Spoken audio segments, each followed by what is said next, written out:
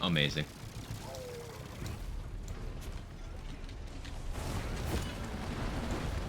This is my milk comment. It's true.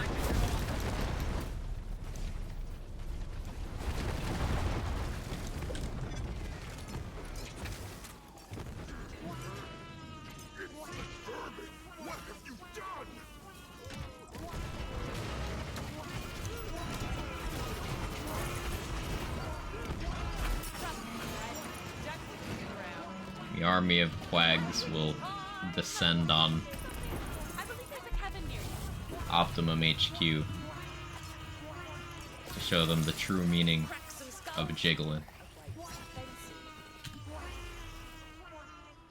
Figure it out! I was ready for it. I was ready.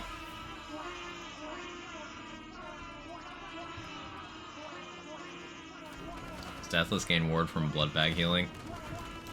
That's an interesting question, because it depends on whether or not Bloodbag considers you to be at full HP when you... And then also, you're not healing if you're at 1. I guess there's two eventualities there. 1, it works if you have Restore the Veil from Blightcaller Tree. 2, it just works, and then I guess 3, it just doesn't. So those are the 3 possibilities I could see happening. So, I mean, maybe test on a Blightcaller, see if that does the thing, and then test without that, and if that doesn't work, then it doesn't at all. Or like suboptimum, sorry, someone's probably made that joke. Still funny. Still funny.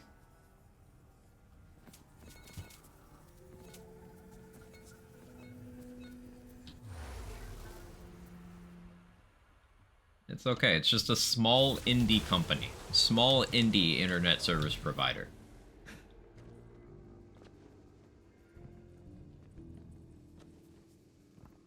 And they're working for exposure. It's not like they're being paid exorbitant amounts of money per month.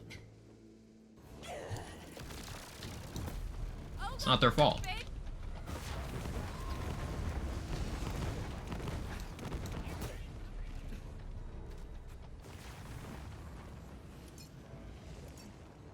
Seems like 3 options, pretty much anything. Works, it doesn't, or you can make it work.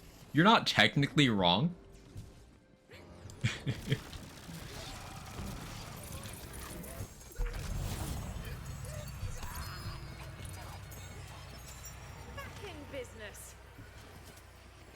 And I want you to know that I hate that you're right.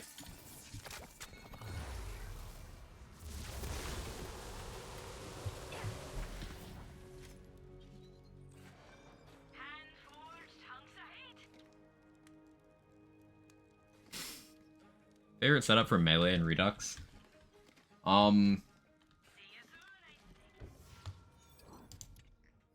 So, like, technically I could do something that looks like Melee with this setup, and it's funny. You can Garlic Breath Exi Blade. And it's kind of like if you just had Stinger Novas going constantly around you at all times. That's fun, and I want to lean into that build-wise.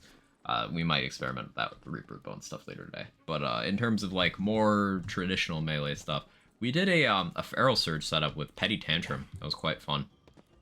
Get a shitload of swing speed, Petty Tantrum. That's cool. The usual stuff from Vanilla still works. All of that Melee stuff works. You know, you got your Dreadwind, you got your Ghostblade. Ghostblade goes real hard in this mod. The augment's good. Hammer Throw is better than ever. Hammer Throw is real strong. Not that it wasn't already.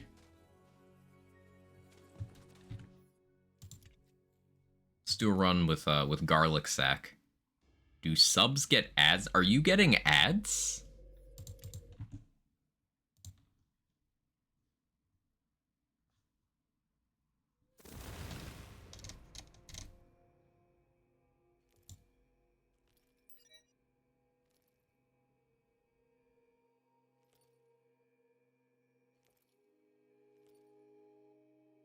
Oh, let me check on this. I'll get ads for channels I'm sub to. Yeah, because people have to specifically enable an option for subs to get ads, and I have had that shit off forever. No shot, right? Let's see how far we can stretch these bad boys out. Okay, not that far.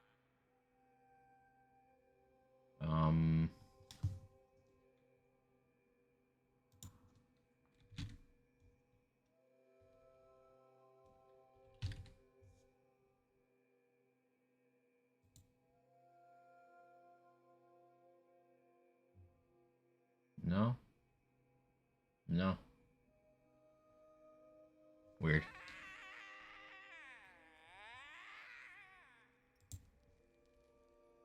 Weird. Yeah, sorry about that.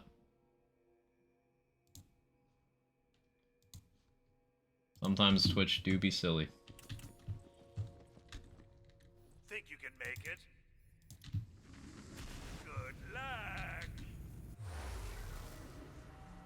Ad blocker is on. Blocked one ad. Okay, so Twitch is apparently forcing you guys to have ads despite being subbed. That's amazing.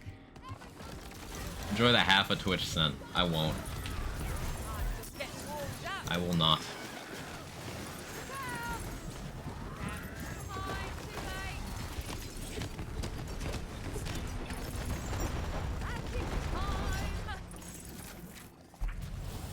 It's Alula. How are you? Talk shit about your ISP, they're listening. Apparently. Apparently. Sure they wouldn't change your settings without telling you, hoping you'll miss it and leave it on. So, like, something weird did happen at the start of stream today, because I immediately had connection problems the second I went live, and when I start the stream, as soon as it allows me, I manually run ads, so that it's not during content and it gives you guys some no pre-roll time. But I clicked run an ad and it started, and then it just failed. So I guess it's just been cursed the whole stream.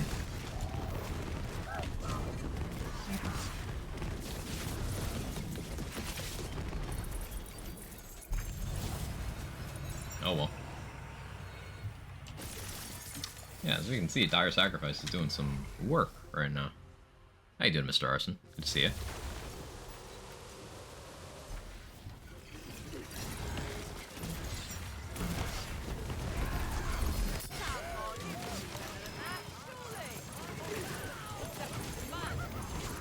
So yeah, Garlic Breath is just distributing dots really well here. I love the flavor of the Extinction Calamity, but like this is definitely better.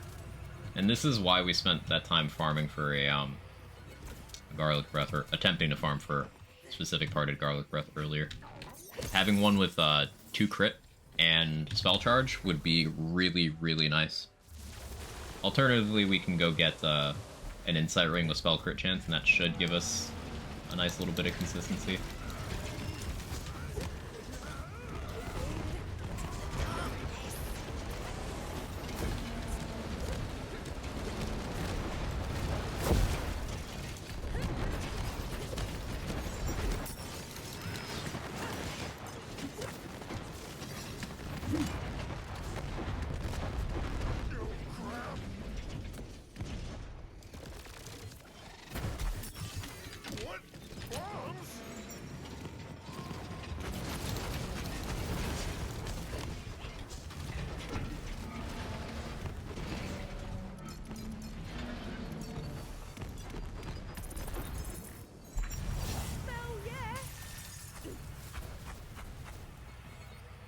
Stoker Field TO. Shame it's Stoker.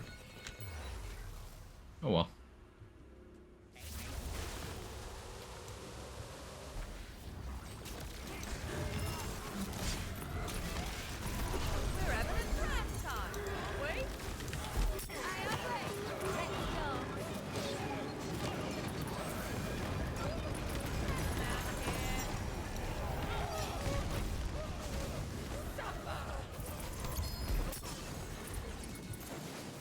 Not the animation lockout. Does photo mode fix you? No, I'm just stuck. This is me now. Just Hands down. All smiles.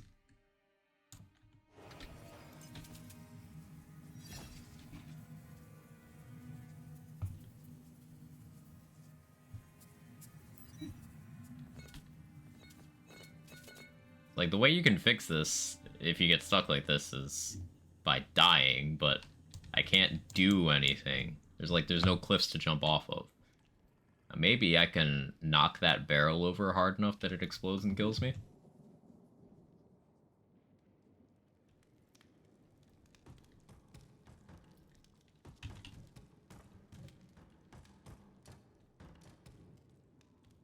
Dash? I can't jump.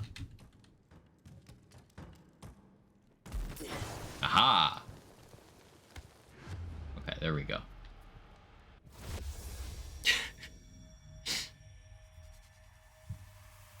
One of my proudest moments. Is photo mode not correct this? I wanted to photo mode a couple times and it didn't work, so I'm gonna guess it doesn't, generally. Sweet, sweet death. Praise barrels! Yesterday I dashed so far off the arena against Dragonlord that I fell forever and couldn't finish my chamber run. That happened to me, against... That's happened to me once on Dragonlord and once on Celissa. Yeah. 5-head. Absolute 5-head moment.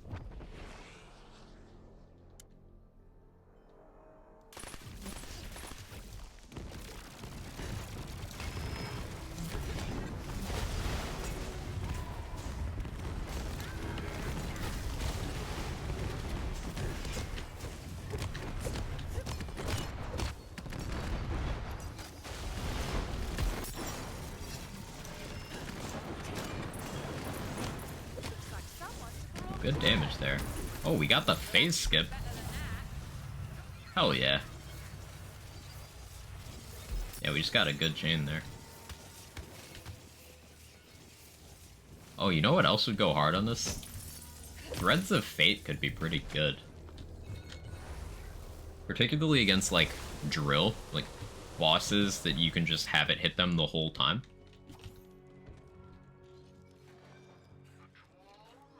Because with Body Rune active, it's going to be doing a ton of ticks, both fire and dark magic. And with Stain of the Soul, it's dark magic bonus element as well. Not directly doing poison, but any of those dots can roll over into poison from Contagion.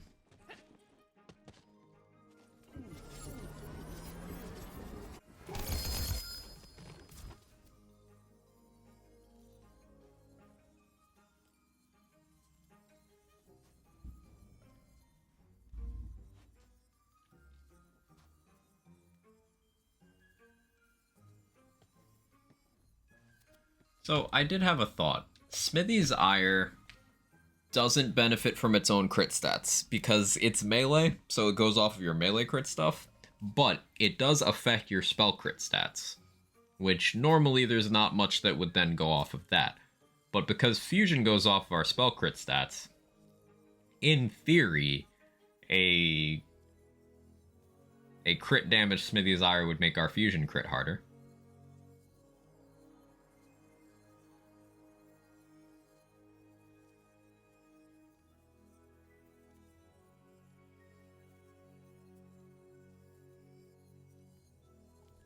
But I don't know if that's useful. It's like, sure, it's fire, and sure, we could alchemical agent off of it, but like, is that going to be better than just running other spells? I don't think it is.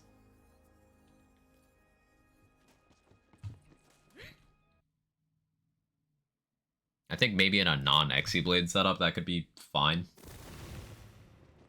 But like, non-Exi-Blade also implies non-alchemical agent. Because why would you go down here and not here with this? I guess if I was going to Alchemical Agent and then Blast Gasp instead of Exi-Blade? I don't know.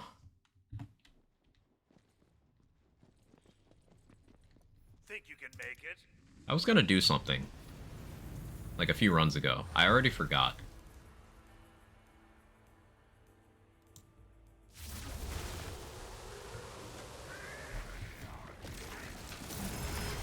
Food? Oh! Yeah, food's important. This is health bug anyway. Kill this and then I'll go figure that out.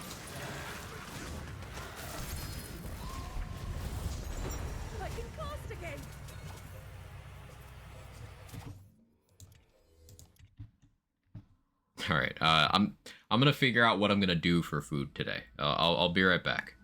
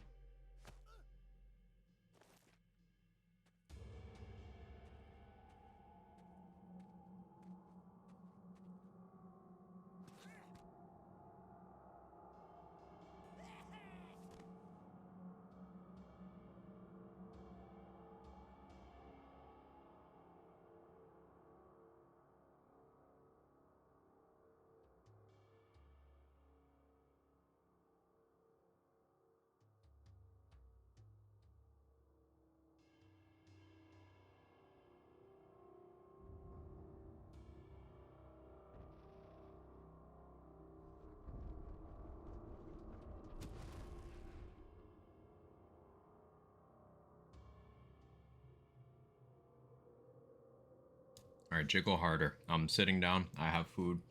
Figured out what I'm doing. I'm probably gonna make some burgers for dinner. Right now, I'm eating leftover barbecue chicken that I made a couple days ago. It's real good. So I'm gonna sit here and eat because it's very loud sounding. So I'm gonna have my mic off, but I'm here.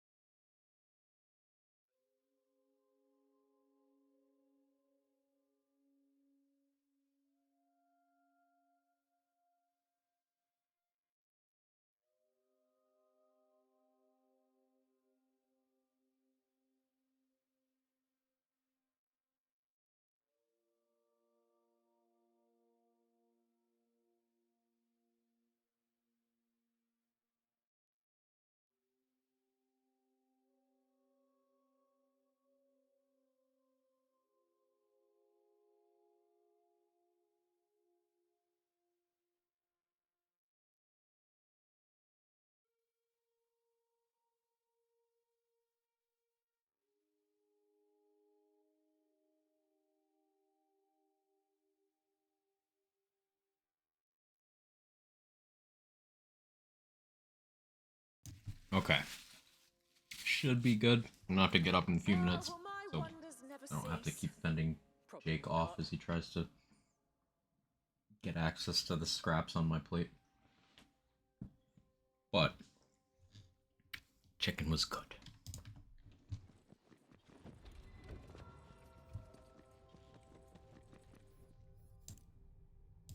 Yeah, I'm gonna do burgers tonight. Unfortunately, I am out of smoked paprika, which just fucking ruined my day. I was like a full 2 minutes of my time when I was up. I was like, there's gotta be more in here. There was not more.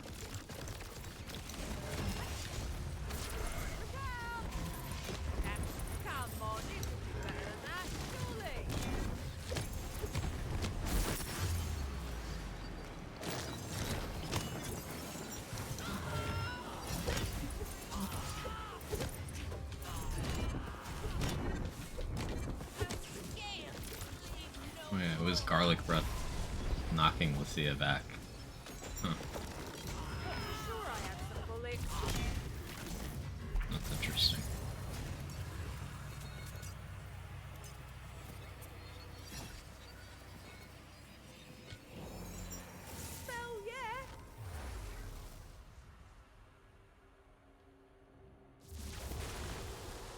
Dragon Lord. I didn't want a fast run anyway.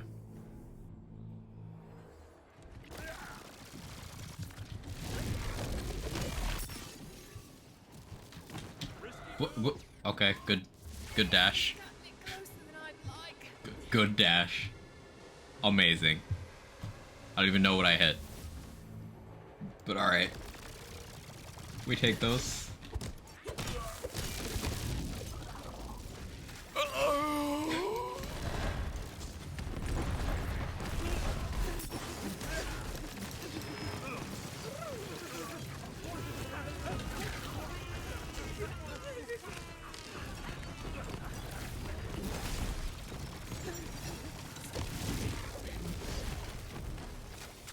I was sure I was gonna suggest burgers. Yeah, it's been a little bit inside burgers.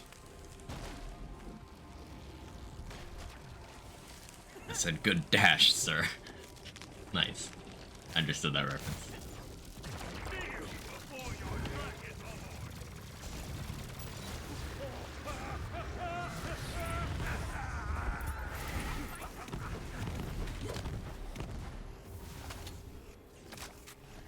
Slow down and take in life in the world around you. It's clearly what the game's telling me.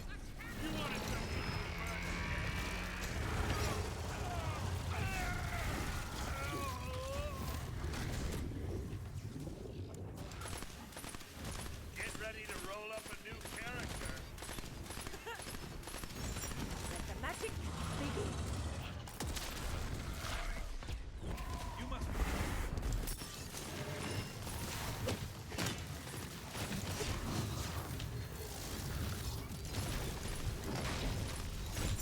I am invincible.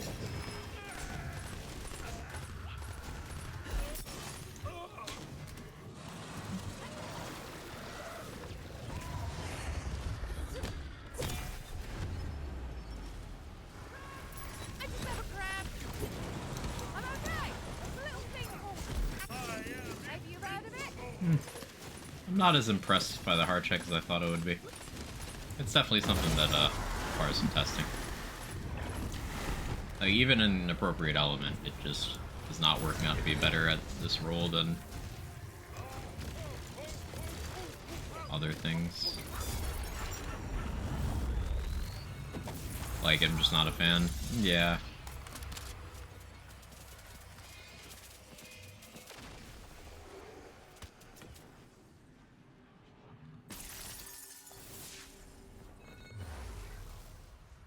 Burgers with a fried egg? Mmm, yes.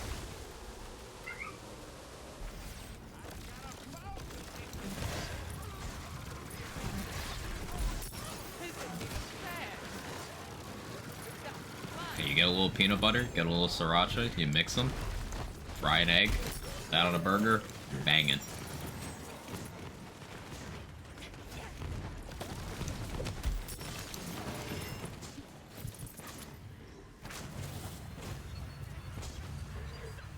Times 10 Sword of Rank.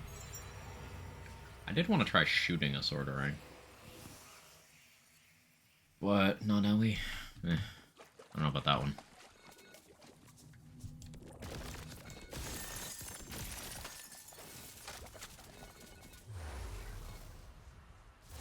Regular mode better. I should regular mode. Most times the burger of a fried egg, the burger is fuck off big. It's nice to get, like when you have smaller eggs. Then you could do a smaller fried egg, and it's still one burger size. Jake, what are you meowing at? Where even are you? Oh, he's sitting on my power strip. Are you holding the stream hostage? Like, give me chicken, or I'm gonna sit on your power strip? What kind of villain arc is this? What are you?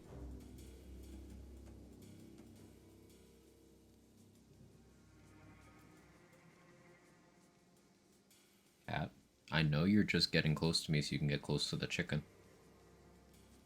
I know you. I'm hugging you anyway because you're cute. Make chicken and rice this weekend, mainly just for leftovers with eggs. Yeah. Now, if you stay right here, you're still cute. But I know you're gonna lunch. The question is, when you lunch.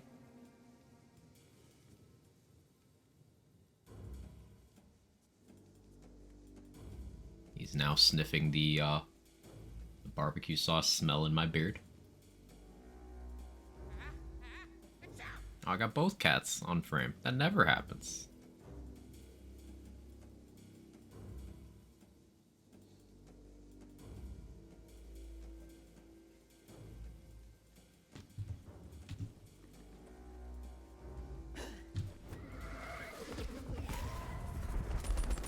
Out of range.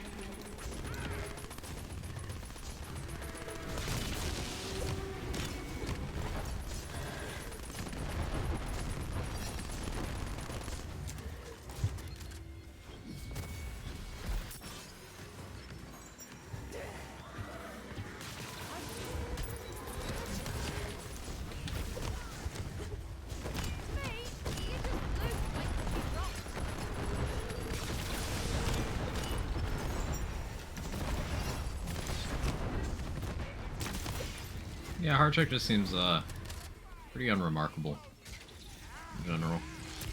Definitely not bad. Like, unremarkable puts it in a better position than most ARs, if we're being honest.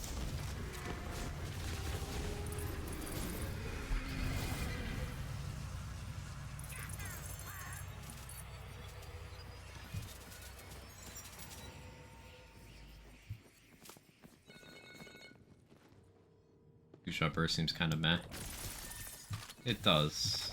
Like, the guaranteed dot's nice, but it's not like you're already not applying dots with, like, the other bullets.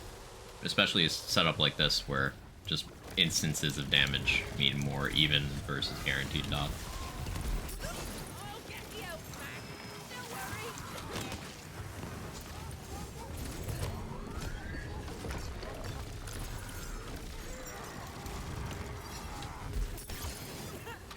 Like, we just filled that area with just hits and hoped for dots.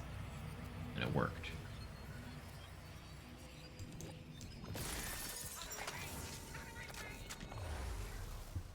Fired and auto just outweighs it, maybe. Maybe. If the alt fire was single shot, then it would have 10%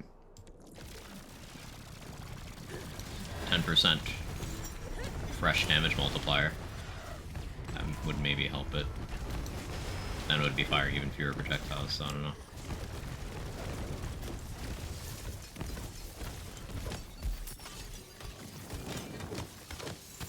Magic time.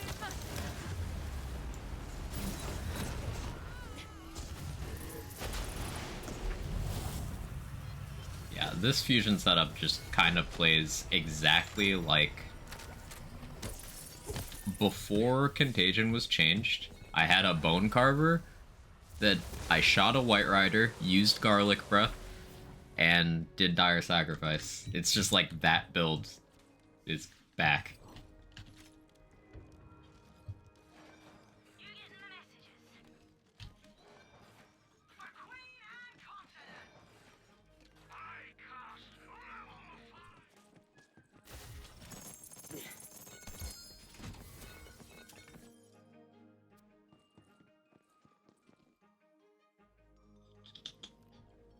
rings. Hope for an insight ring in here.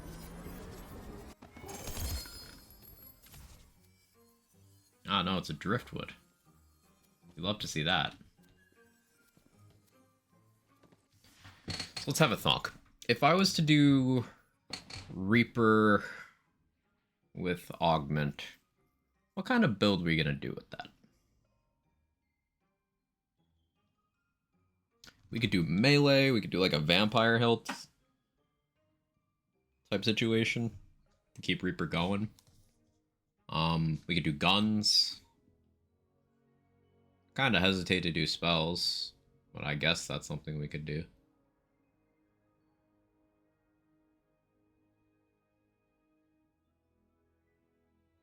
Dots would work here because the way this is worded, it's increased damage to enemies affected by dark magic. So this would affect dot builds as well. So like you could do Blightgeist, Reaper would apply to Spirit Swarm. You'd be applying a ton of dark magic dots. Remember one of that build so bad they nerfed Contagion like the next day? Yeah. I maintain the Contagion is healthier in the state where it doesn't, you know, snowball the way it did before. Spycaller's dark magic skill, worse curse. It's spell and ability damage. There's also Restore the Veil, which makes dark magic fill your ward instead of your health. I think it's tier 5 though, which means we couldn't get Reaper Augment and Restore the Veil. We'd have to choose. It's like you can get 2 tier 5s, or you can get a tier 6 and tier 4. That's how skill trees work out in this game.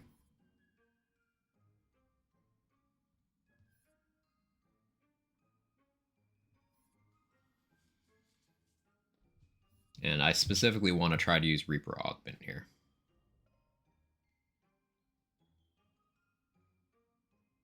I'm thinking maybe we do that Vampire Petty Tantrum shit. But then, like, what do we do for second class? Berserker, maybe? We could have Blast Chill from Armor. And Reaper would apply to Blast Chill.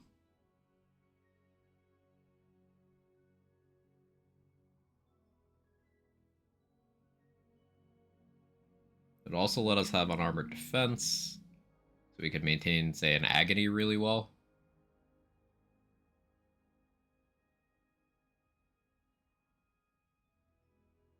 Kind of liking where this is going.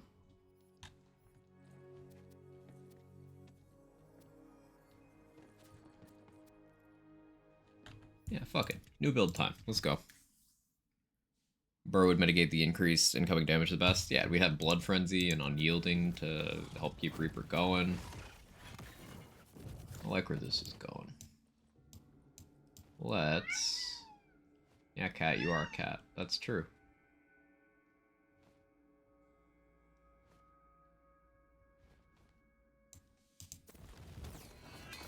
Currently, this is the Salt and Battery save. I can't remember if this is base Stabo or not.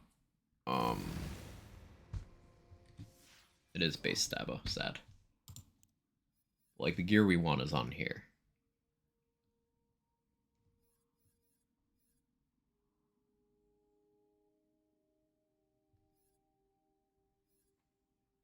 Just Googled Google.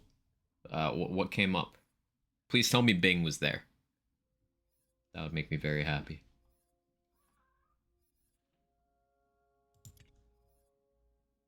What does Reaper Augment do again? You deal 35% more damage and take 35% more damage to and from enemies that are affected by dark magic while Reaper is on. So it remains to be seen what multiplier that is. If that's a fully fresh multiplier, that's huge. If that's conditional damage, that's still huge. If that's global damage, it sucks. Because Graveborn already has global damage, and we already are going to have global damage covered from Agony.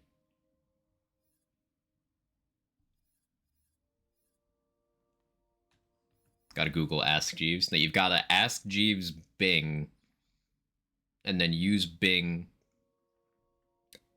to go for MSN, and then use MSN to Yahoo search to get to Google that way.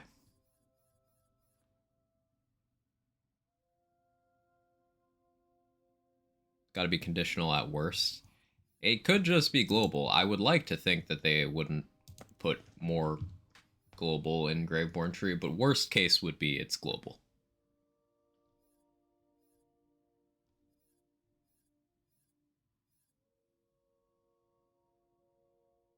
I think implementation-wise, conditional would make the most sense. Best case, we get its scale, so it would be just mult with everything. That would be best case.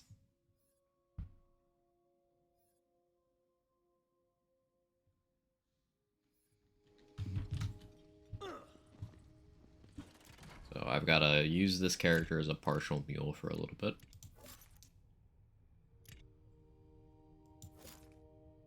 So the last 5 days trying to get perfect Sandhawks in console and got one of the 3. Should I transfer?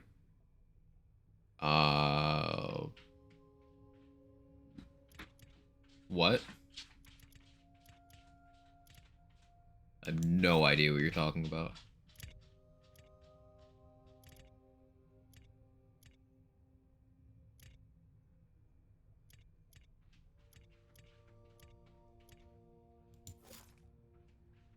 I mean, just what makes sense is conditional, entirely separate, possible, global, kind of weird. Yeah. Global in terms of implementation seems questionable as well. Conditional does make the most sense. The other is Sanehawks.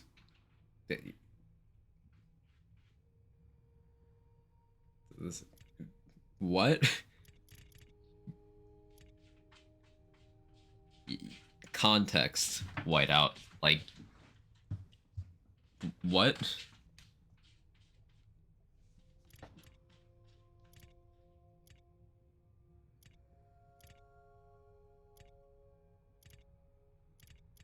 I didn't miss any messages, right?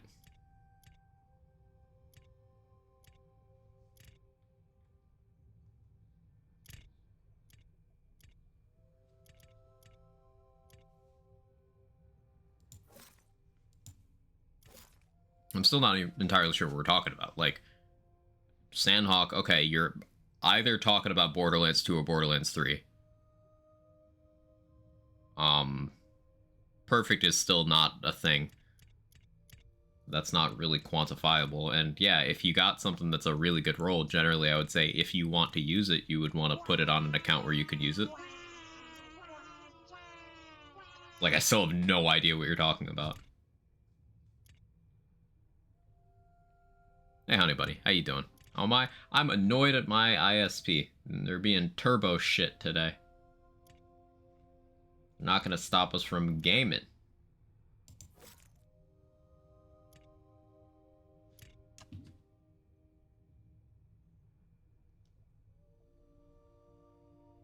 Yeah, that's the message I saw, Ramen.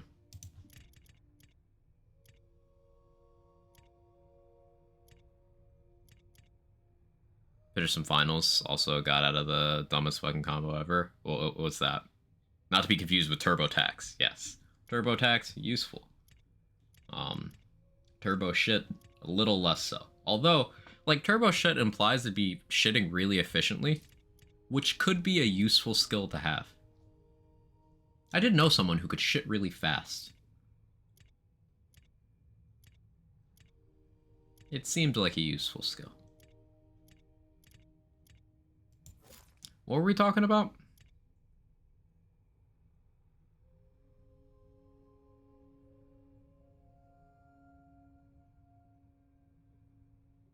Should I transfer good Sandhawks to this new account? No. Like, no, you should just not do any of it. Don't use the items. Also, how is this different account thing even working? I'm just gonna continue to be confused over here. Don't mind me. I'm just very lost.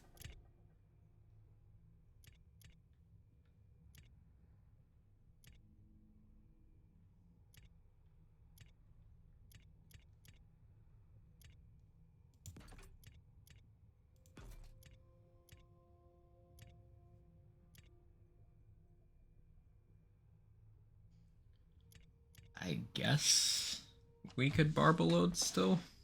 What I want to do, amulet-wise, during Reaper, Skeep would be pretty good. Skeep would be pretty good.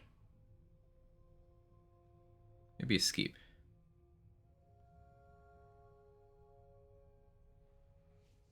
It... Oh, I'm not gonna read that, but you had a 10-minute conversation on that? That's impressive. I'm proud of you. Bloodbag over Skeep. Bloodbag gives you like 10% HP. It's fucking nothing. Unless they massively buffed Bloodbag and Redux, it is damn near a useless item.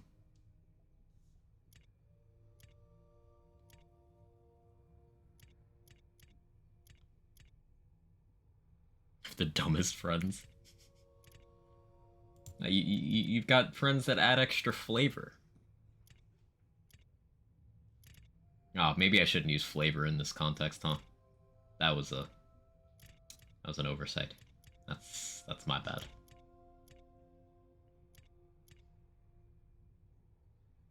Tested Bloodbag with Deathless does nothing. Did you try Restore the Veil?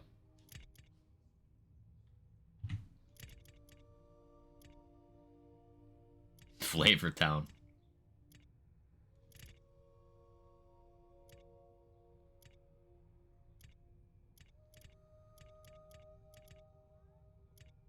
Frost Spore. I really don't have a Berserker Skeep. Why do I have an Undead Pact? Favored it. What?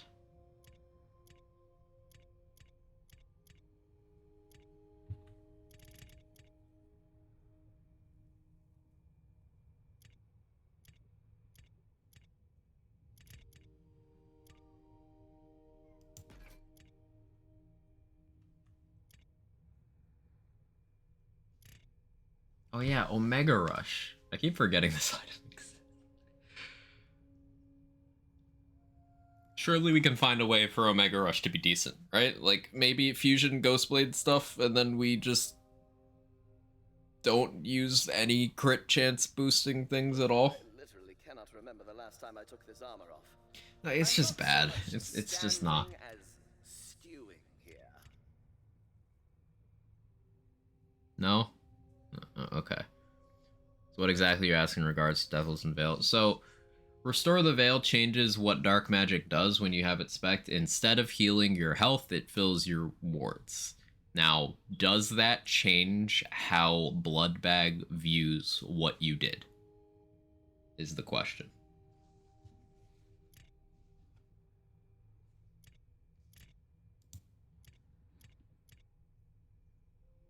Because your wards won't be a max of 1.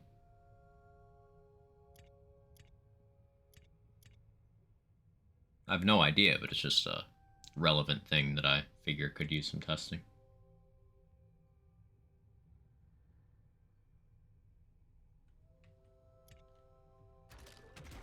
Hey Raid, how you doing? Let's try and mess with, we're gonna try some Reaper of Bones augment stuff. Honey bunny. First thought is maybe some melee. Some nice melee Graveborn stuff going. I just need to find a primary Graveborn or a primary Berserker save that I can convert.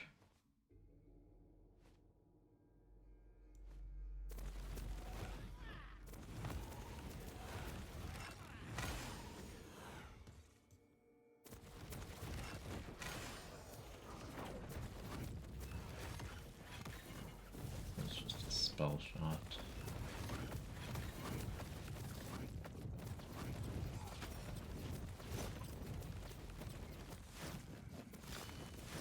This one is just Berserker. It's a mule, though.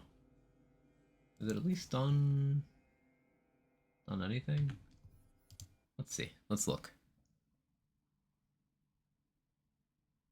Reaper Bones, Dogman is even used for Reaper of Dogs. Reaper is good. I don't know why people are so fast to assume that Reaper isn't good. Like, it's a massive dark magic bonus element. Why would it not be good?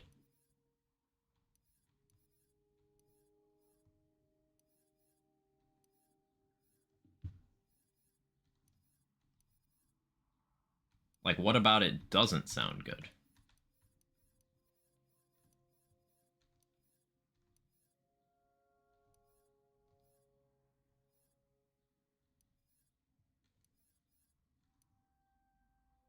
Yeah, so the way Blood Bag reads, while health is full, healing from dark magic increases maximum health. In theory, Restore the Veiled shouldn't care about this, because, like, if Blood Bag already considers your health not to be full for that purpose, then it won't do anything. But I'm curious. I'm not saying it's not good, I just can't think of a situation and want it. Free Dark Magic sounds good, but not as good as other things.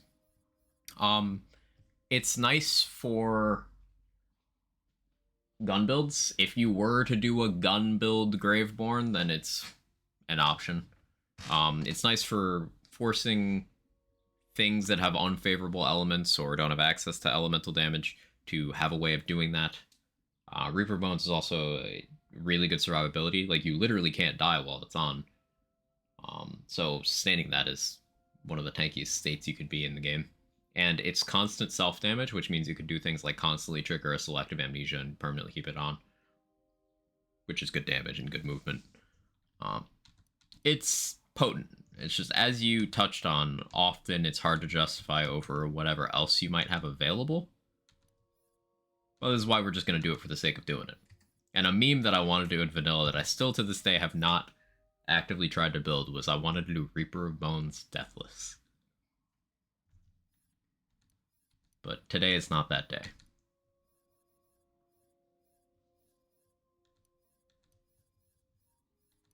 So this character is like a week 1 armor mule, if that's not clear.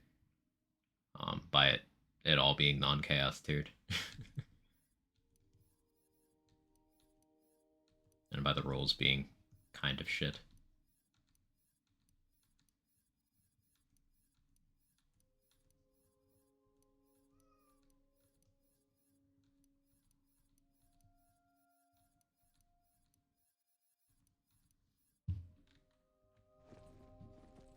Does not increase max forward. Okay. Good to know. Yeah, common blood bag L.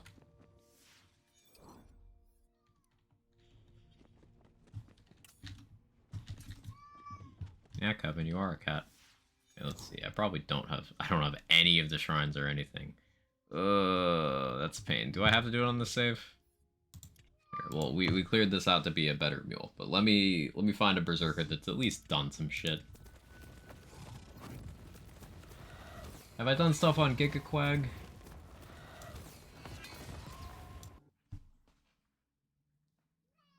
Yeah, Kevin.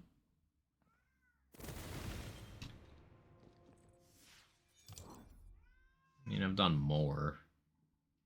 Not having these is annoying. I guess it's not a huge deal. We'll use Gigaquag.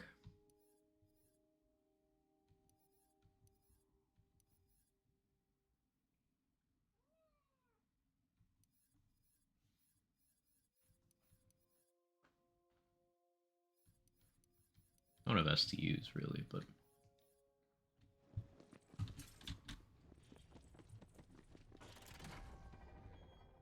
okay. So we're going for Bereaver melee stuff. Graveborn power will make Reaper bonus element bigger. If I have Blast Gasp, it'll make that hit harder. It will make Dark Hydras hit harder. It'll make my Demulich hit harder and be tankier. But that's it. Berserker power is going to increase my Enrage bonus element, which I'll have better uptime of than my Reaper bonus element, so probably better to increase that if given a choice. Vampire Omega Rush here. Oh, wait. Yeah. Common Omega Rush L. Like, Fatebreaker is also good here. It's just, Visual Pollution is definitely a factor. Like, Vampire Rage Handle goes crazy. And it's telling. So, Rage Handle isn't even desirable for Ghostblade because the low crit damage kills the value. And Omega Rush has even less crit damage than that. While not swinging faster than peak Rage Handle. It's a problem. It's a problem. Heaven.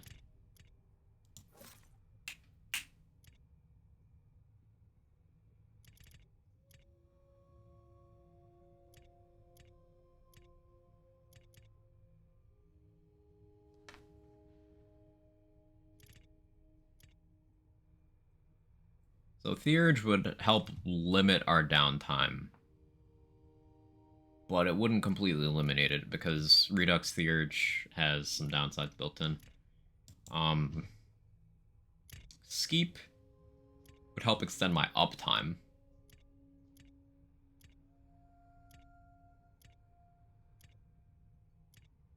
So you can get some really long Reaper activations if you're able to properly heal yourself and loop Skeep summons.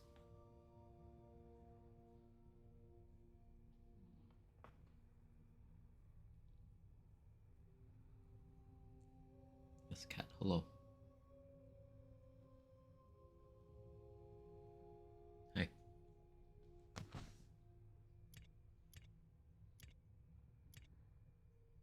I was doing guns, then of course Shaped Hourglass would be the play.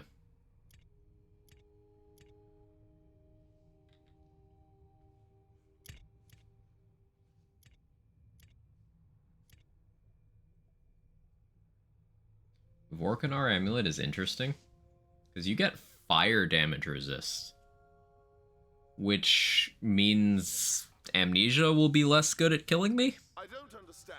What's the problem? But I just don't get a class power that helps. Take that out anyway. Maybe that's useful. Because like Reflects during Reaper should get the Reaper bonus element as well, and that could just be funny. Maybe mess around with that.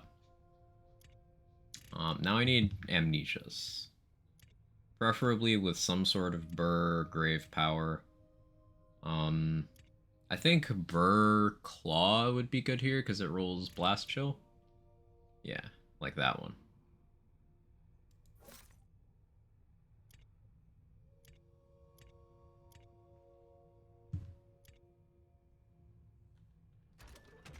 Reflects, yeah. Vorkanar's Divine Protection, while equipped, gain 50% fire damage resistance and reflect incoming bullets back at attackers.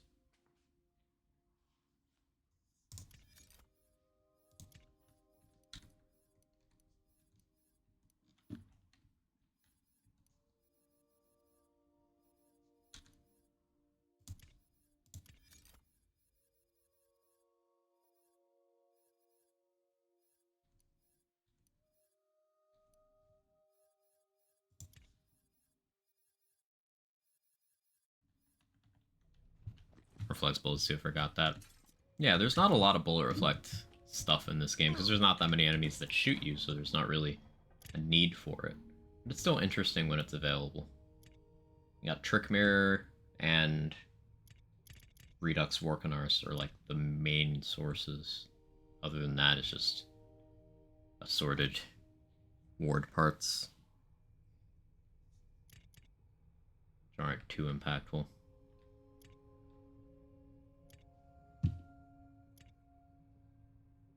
Still take the damage. Depends on... Well, in BL3 it depends on what you're getting the reflect from. So, short answer, it depends. Thank you for testing.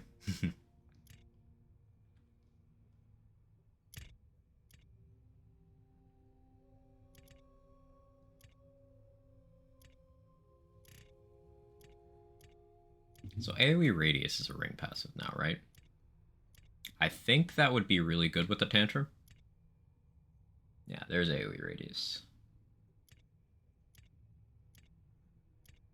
So ideally we want, what, melee damage AoE Radius rings of some kind? Could run these shell casings and then keep a gun at low ammo.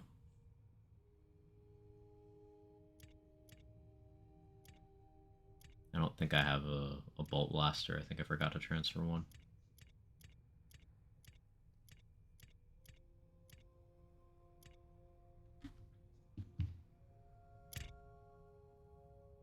Action skill duration doesn't do anything here. Cooldown is nice, but I'm not gonna bank on it.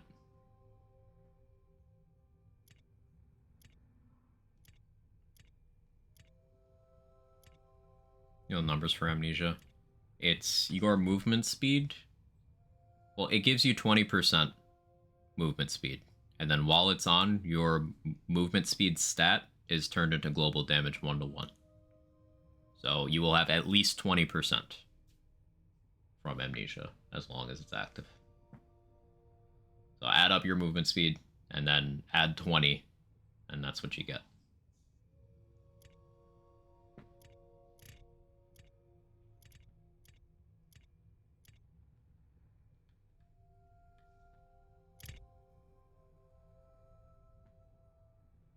$3,200 to 5,500 max HP with blood bag. Yikes.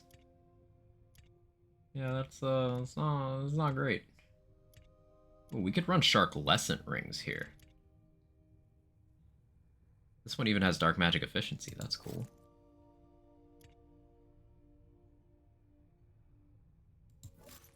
Someday, I'll marry a beautiful prince or princess, doesn't matter which, and I'll be a benevolent leader, beloved by all, with a castle and everything.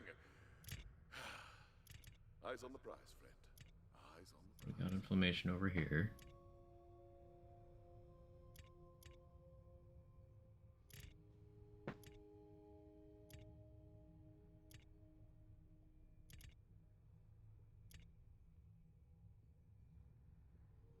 That'll do.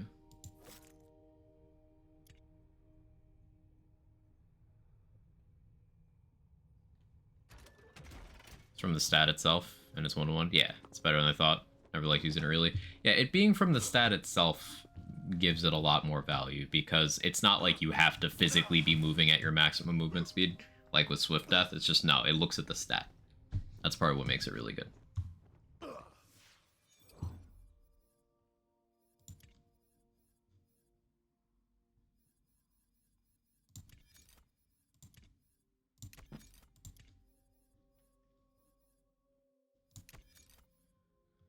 So we've got those. I can reroll that anoint, enchant, whatever. Same shit.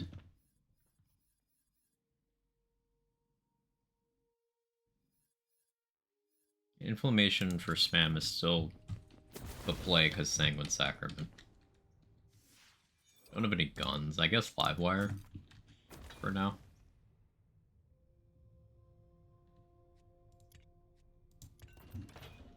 Not like wearing it though on most builds. Sort of build being an obvious exception. I find that Amnesia is really desirable on Berserker just because you can take the damage. On a lot of other classes, it can be hard to justify. But particularly if you're doing Reaper of Bones, it's great because Reaper will just constantly trigger Amnesia. And if you're a Berserker, you're often in range to take damage anyway, and you're the class that can just take it. So, Amnesia can be really awkward to use on builds that have status damage, though, because that makes your Amnesia hurt you more. So that's something to keep in mind.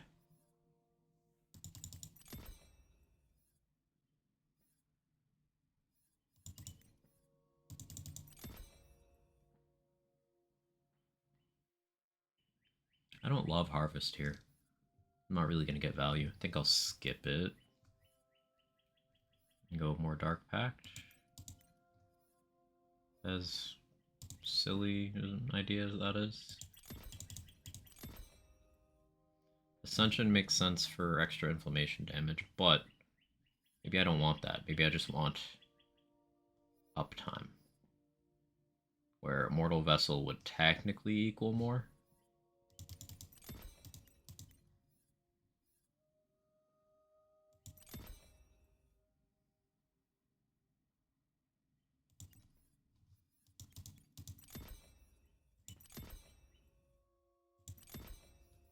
Highly experimental.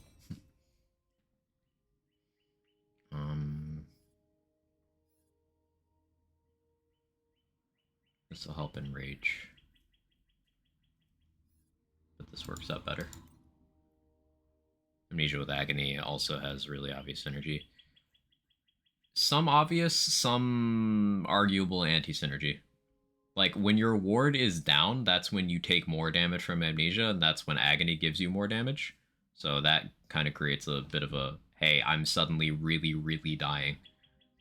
Also, Amnesia and Agony give you the same damage mult. So it's likely we don't end up using Agony with this build. Because Agony is giving us 65% of something that we're already going to have, like, 100 plus of. It's still good, but, you know, something to keep in mind.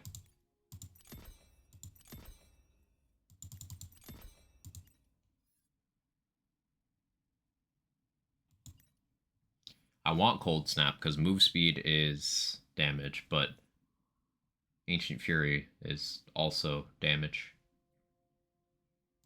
And we gotta have at least one Blood Frenzy here.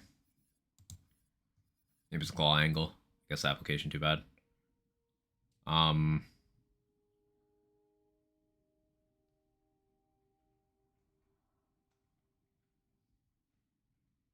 It's still good, but we'll see what happens. DB Jerbin. Hey, Soccer Chick, how you doing?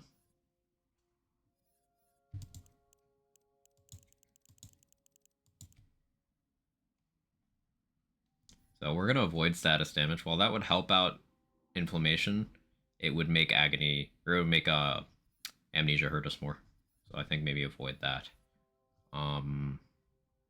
Crit chance is going to be minimally impactful, but it'll be something.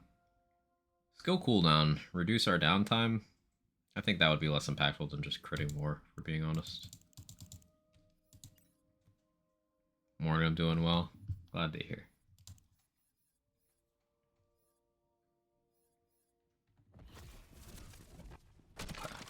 Enchants.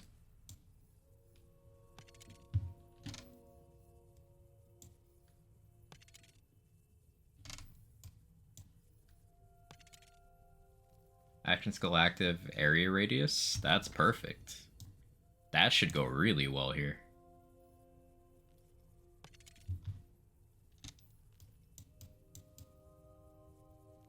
Sister made blueberry muffins. Ooh. That's probably my go-to muffin flavor. Oh yeah, I don't have moon orbs. Whoops. Not used to that. Well, I guess YOLO? You got radius for that. I guess I just want spellcast action skill cooldown over there. I have no idea if this Vorkanar is going to be a meme or not.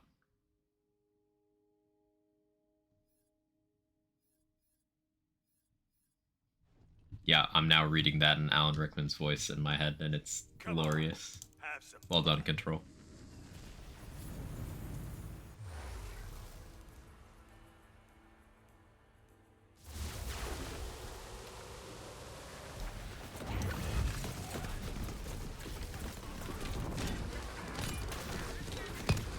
Yeah, we just stole a bunch of health from the Reflect.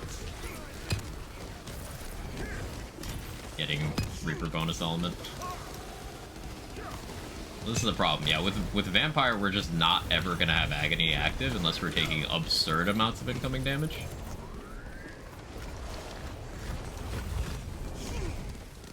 Like, what do we run ward-wise here? Old God?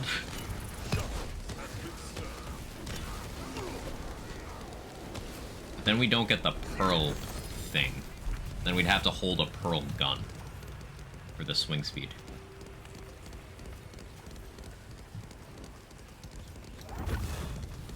It's your funeral.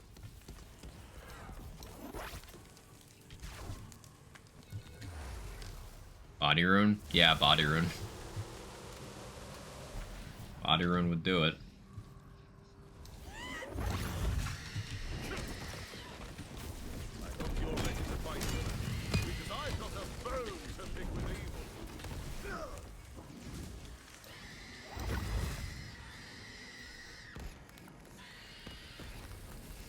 Never seen her do this.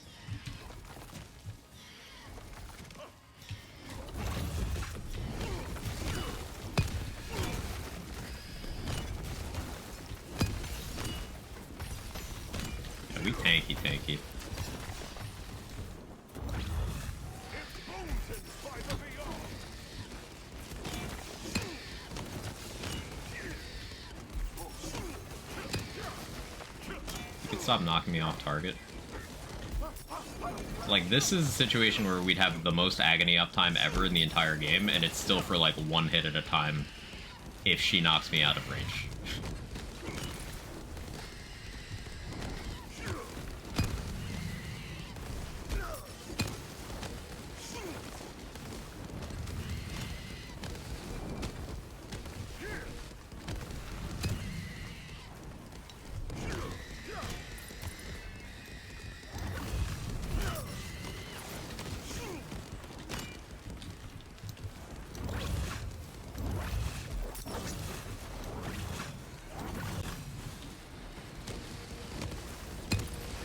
The idea behind inflammation. Sanguine Sacrament on demand. And it triggers Blast Gas. So it's more damage than a lot of other spells would be because we're busy swinging our melee weapon. We always have Sanguine Sacrament available in this build. Which is functionally just going to lead to better action skill uptime.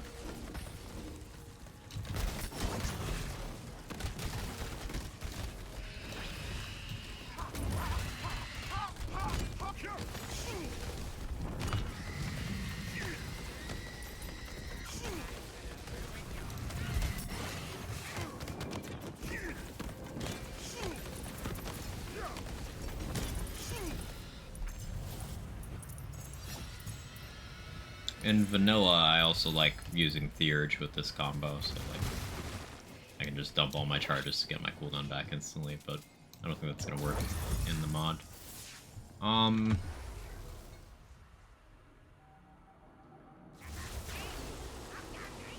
Thinking. From beyond the veil, to my side!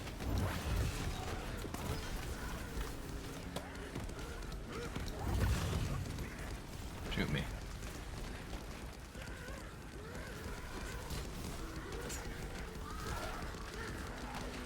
Like, they can die from the puddles and stuff.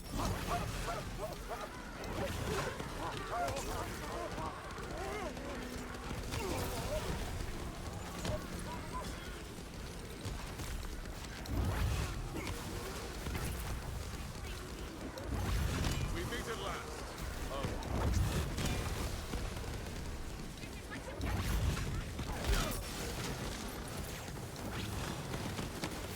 With this amount of dark magic efficiency, like, our dark magic is actually sustaining us pretty well. Like, how much do I even have? Curious. Huh, a lot. 105 right now. That would explain that.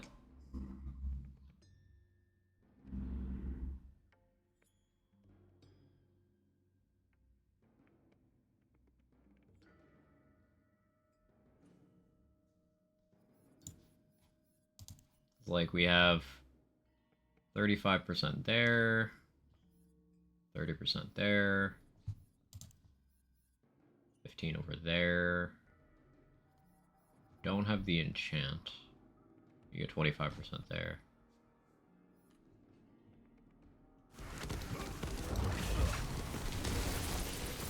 Well, that's privilege never learned.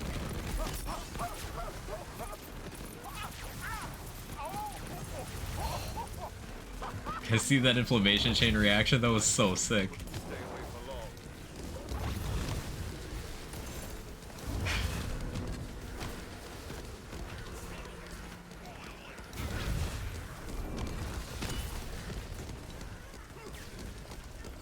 Or like dork magic. Got him.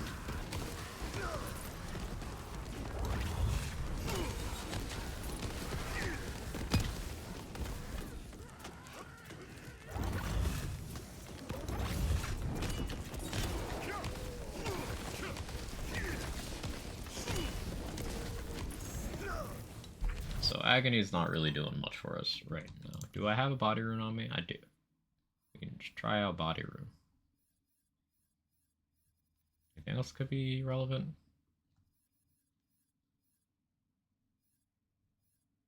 I mean, Bronco Buster would go between full and empty a lot. If we had like a Nova Bronco Buster, that's a thing, right?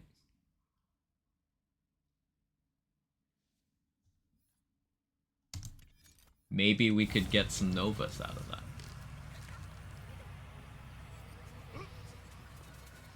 And it wouldn't be great damage, but it'd be stylish as hell.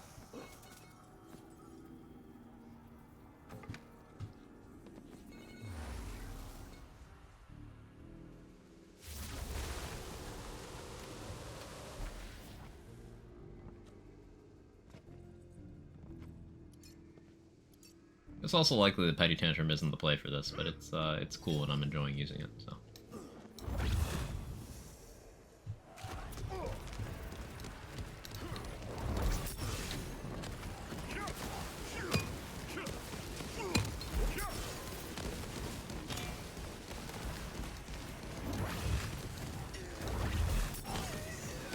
Yikes.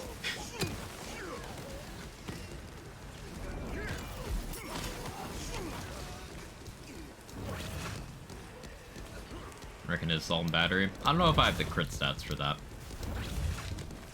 I don't know. Assault and Battery is generally quite good though.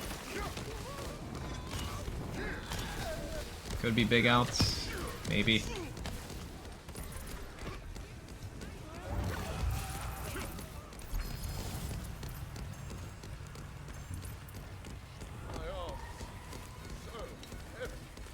Maybe we end up going Spellblade and just focus on spell damage. Like, that's not crazy.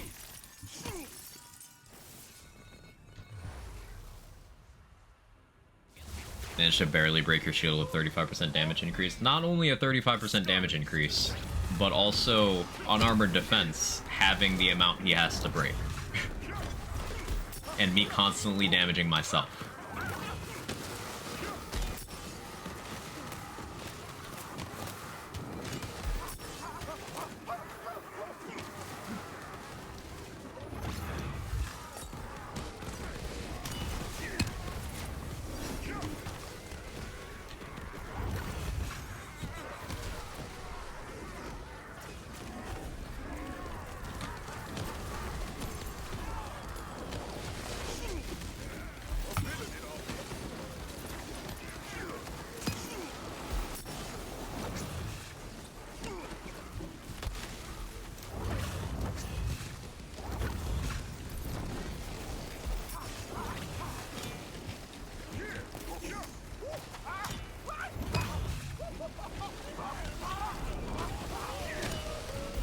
Wish I had more swing speed right now.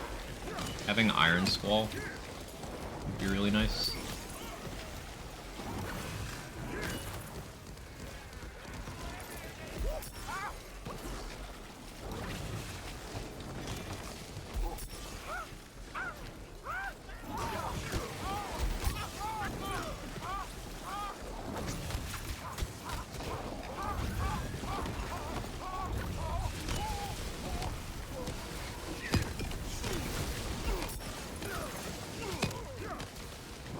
What would you recommend for doing Super Pandemecium shit with this Vomit Blada pistol I found? I recommend using a Fusion over a Pandemecium, but in serious, if you're gonna use Pandemecium.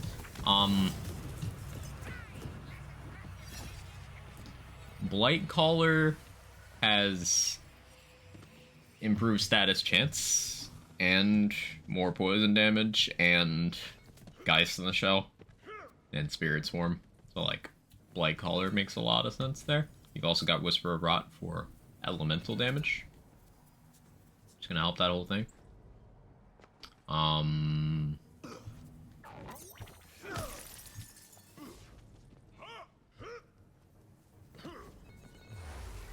Other class, probably Berserker for formula for Pandemecium explosions, because you can't put much formula into them. So you gotta use what you got. Berserker can get conditional from the old ways, can get area from Ancient Fury, can get a bonus element on the explosions from Enrage. maybe Burr Blight.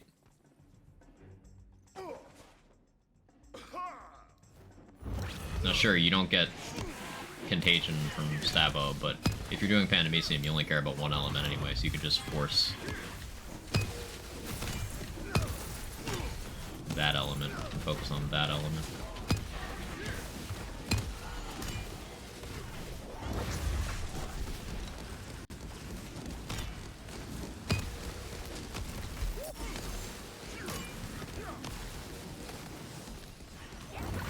How about this Reaper Augment right now?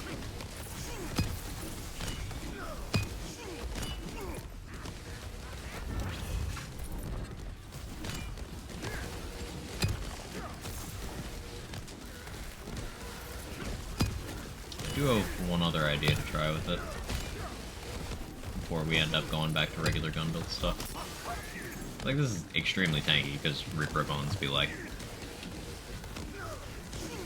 even if shit goes wrong in this kind of setup, I don't die because the skill has to end.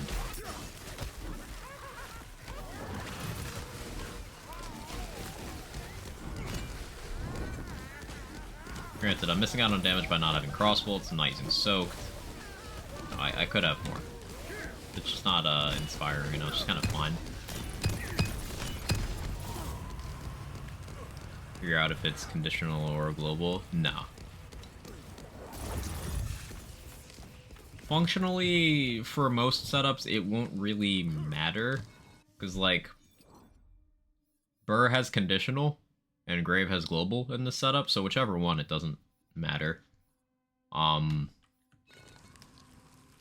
For this particular setup. For other setups, it does matter, because if it's conditional, then Berserker is less necessary.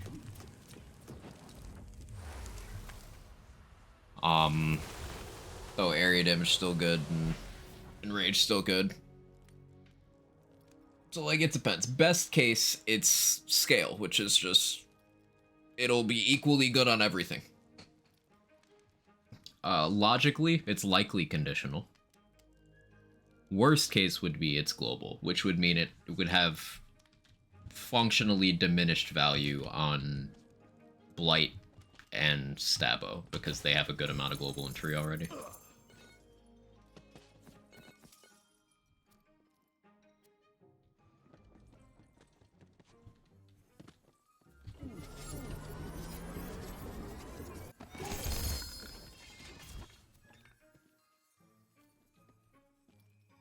Another petty tantrum. Somehow lower damage.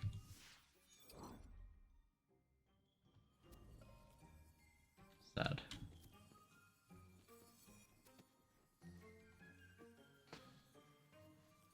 Pincushion Reaper of Bones, because the pincushion explosion will get the bonus element. I picked it up. Make no promises, but I picked it up.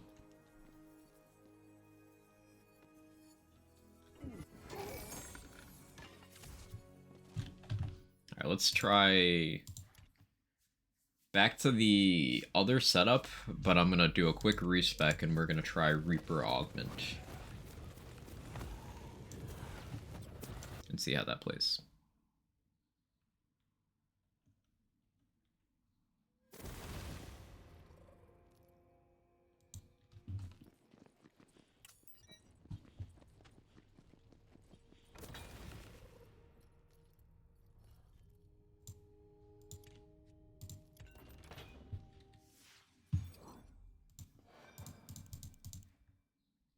Still Stabo because we want Contagion.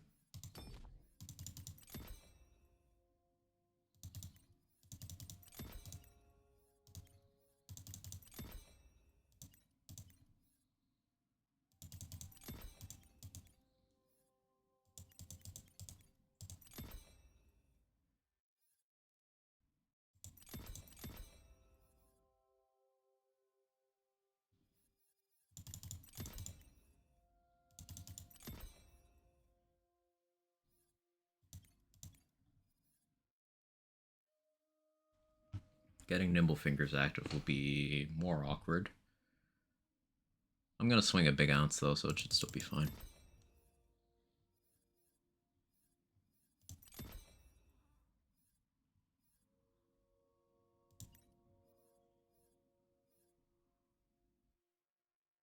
guess we skip elusive to get that second contagion point.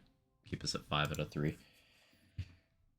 I guess it means, like, because I could get contagion armor, I don't necessarily need to even really go this far down Stabo tree, but there's not a lot of reason to put more in Grave. Like, I could get Lord of Edges, I could get more Stain of the Soul, but meh.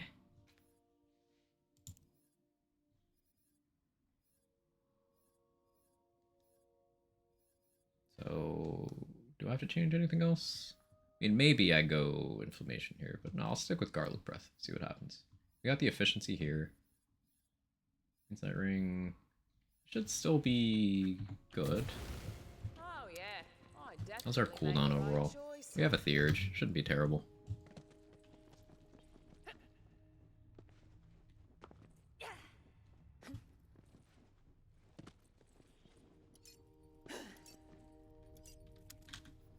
Enter if you dare. But seriously, I can totally see this being the kind of setup where I use my action skill very sparingly, though.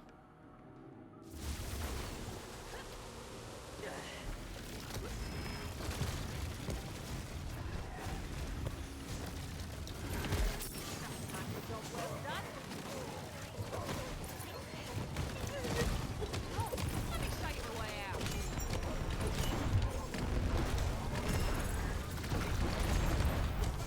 A little hard to tell what's happening, but certainly doing the thing. I hesitate to believe that that's a fresh molt, based on it should be like a massive difference in clear speed, right? No, the real magic is the masterful word weaving done every day by the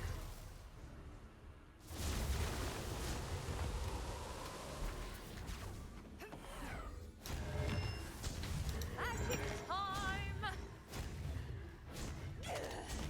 Redborn should be amusing, though. As long as it's not immune to poison, fire, and dark magic, we should get a decently fast Redborn kill.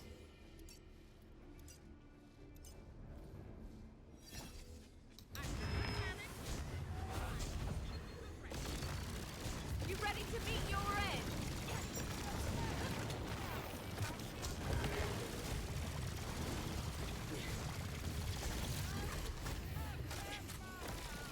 Firehead's taking good damage.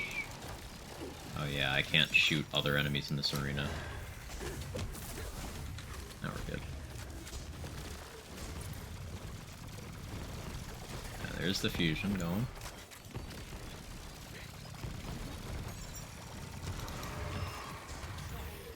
By my own I have no problem sustaining this. That's nice. Oh, I spoke too soon. There's the fusion happening though.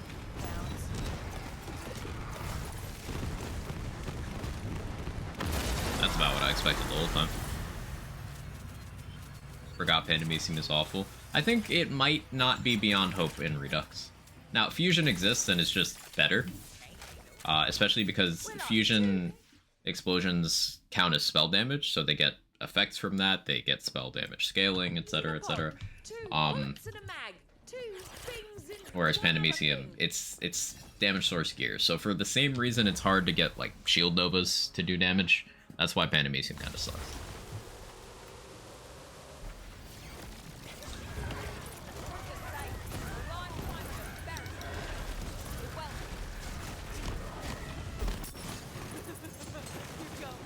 Alright, get that? Nightmare, yeah.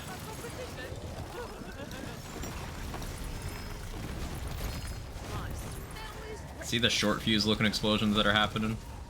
That's the fusion doing its work.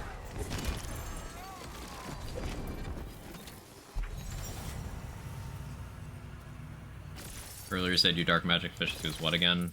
It was like 105? It was like 105, something like that, Mr. Sean.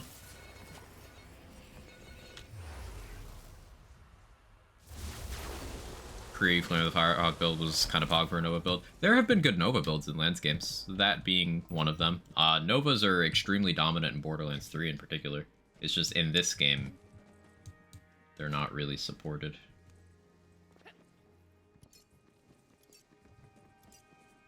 It's insane. Yeah, the survivability was crazy.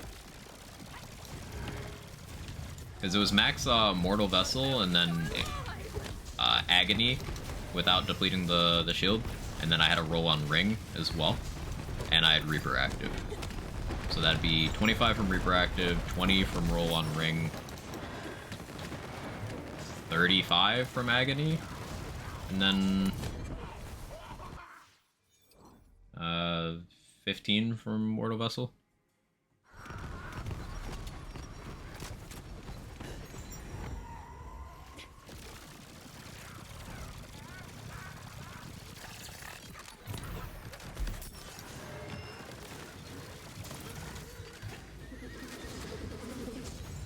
Let the magic begin.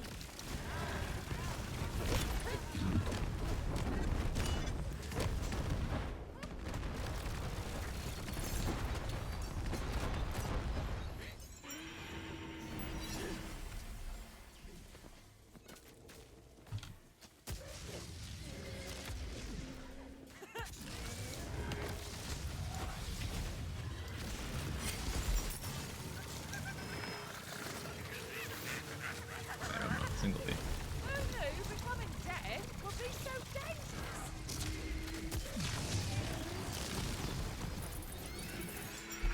Never stood a chance.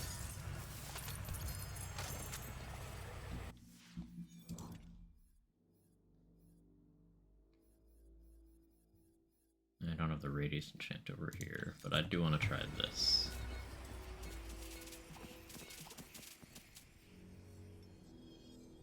Area damage. It's the right classes, but 4 Dark Pact? That's kind of shitty.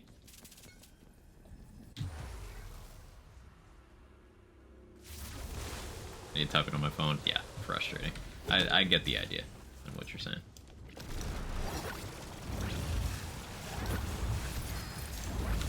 Heads up, we got company.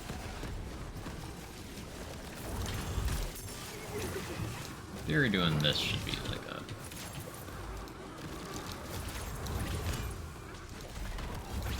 Pockets.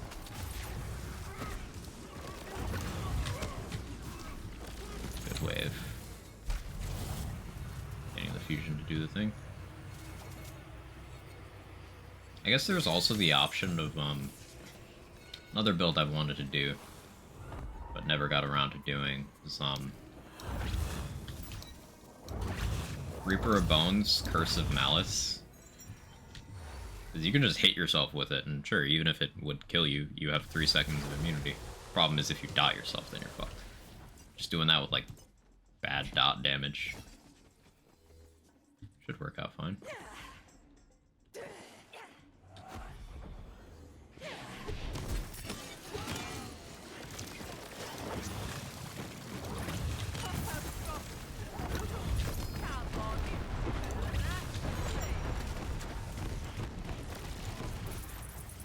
It's not bad. I think it's still currently worse than the Cap Stabo version, but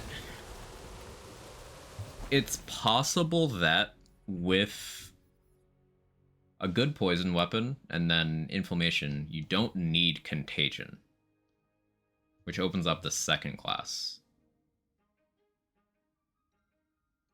Could go back to Berserker, get conditional that way, get the Enrage bonus element.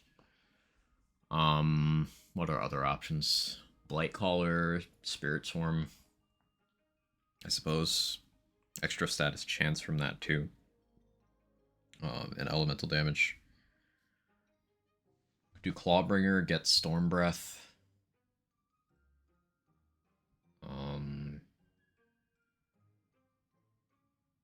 Spell Shot for double knot.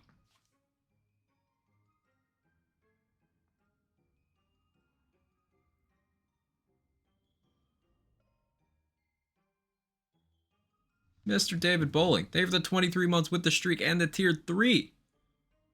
Got home from the bar and I'm tired, jiggling, also watching from Coombs' phone from the shower. Did you know they had Coombs' shower and a phone in there at the bar as well? Thank you so much, David. Honestly, forgot you get Inflammation Wear at the same time. I don't spell DPS a lot. It's easy to forget about your guns when you're doing spell stuff in your defense. And vice versa.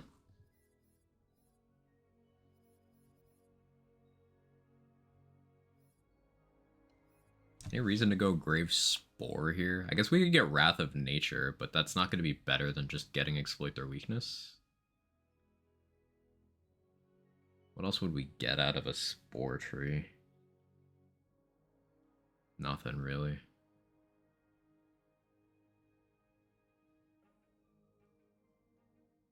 Very least this is a very good Geist build. Can you confirm and Coombs' phone? I've seen things. People will raise you up to their mouth and talk into you. Honestly, that sounds kind of romantic. Me and who?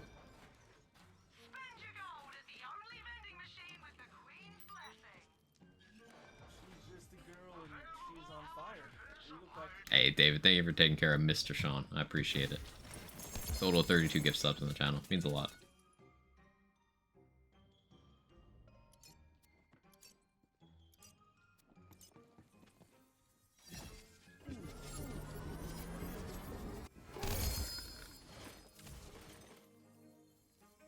Two blank slates that have nothing on them? That's fun. That's real fun.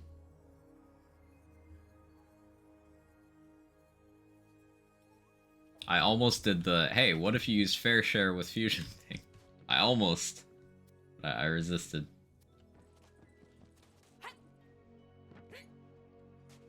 Jiggling. Okay, thinking about the skill tree thing again though. Still hard to argue Contagion. Because Contagion just helps fusion consistency a lot. But Stabomancer itself is not helping fusion damage as much as I feel a Berserker could, though Nimble Fingers and Exploit Their Weakness, and then the duration for Potent Poisons is a really good combo.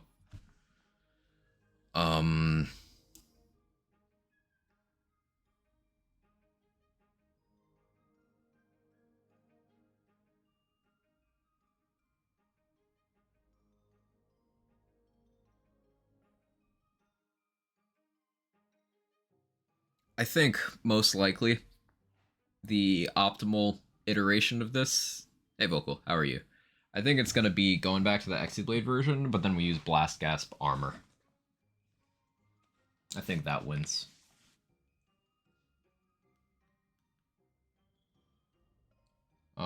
So to do that, I think we respec into. Here, let me check spreadsheet, armor spreadsheet. Just verify which combo I want. Grave Blight is Dark Pact Blast Gas Worst Curse, but we can't get that on a fusion. Grave Claw is Blast Gasp Essence Drain Dragon Aura. And then Burgrave is Ancient Fury Unyielding Blast Gasp. Did you bring me anything? No. So we want That's Grave fine. Claw. Your smile's all As I many points in need. Blast Gasp as possible. Or technically we really only need one. But more is just more damage. So we change our second class to Clawbringer, and we go farm Nightmare for a little bit. Who gets Exploit? Stabo. Got exhausted, how's you? Fucking frustrated with my ISP. It has been somehow even shittier today. How's this? But not much I can do, so trying to stay positive and focused on doing interesting build stuff.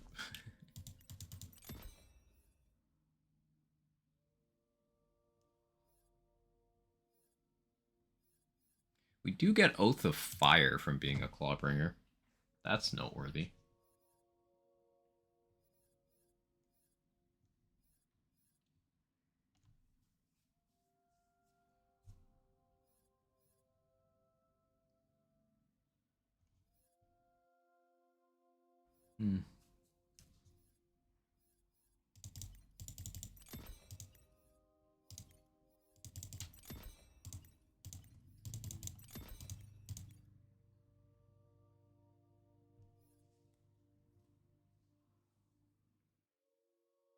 Oh, you meant for armor. Yeah, sorry, scroll. It's the augment for Reaper. Enemies affected by dark magic take and deal 35% more damage during Reaper. Trying to squeeze some value.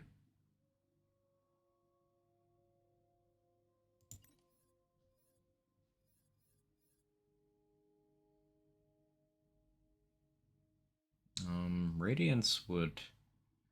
Like, making the body rune recharge faster is still not even gonna be fucking anything. Take more of the fire, honestly.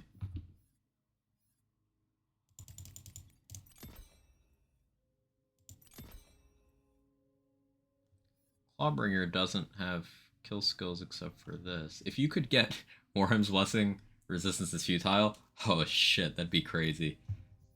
Yeah, that used to be a kill skill. Blast him, it's gone. Yeah. Anyway.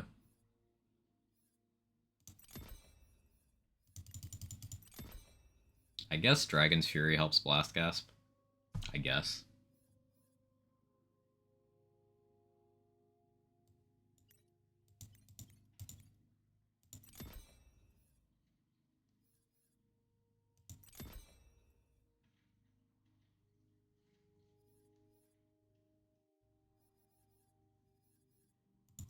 Take that for gun damage. This is just a temporary farming setup anyway.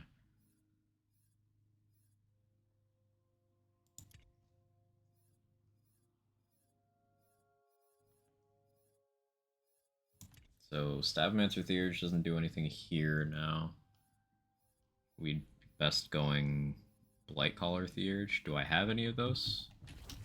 Let's see.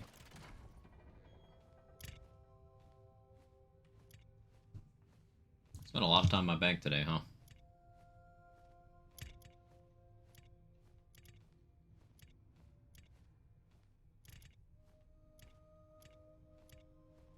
Or not Blightcaller. Did I say Blightcaller Theurge? I meant Graveborn Theurge. Brain no worky. I will break free! Yeah! No, I won't.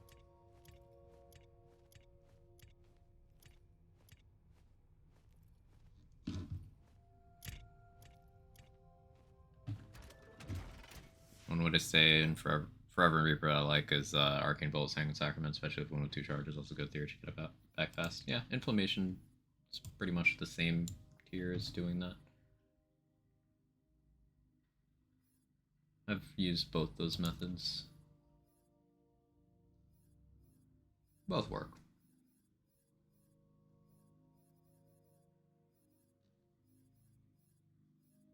I'm just surprised I don't have Graveborn Theurge on this character. Seems like an important thing to not have on a Graveborn action skill save. But maybe I just threw mine out or something.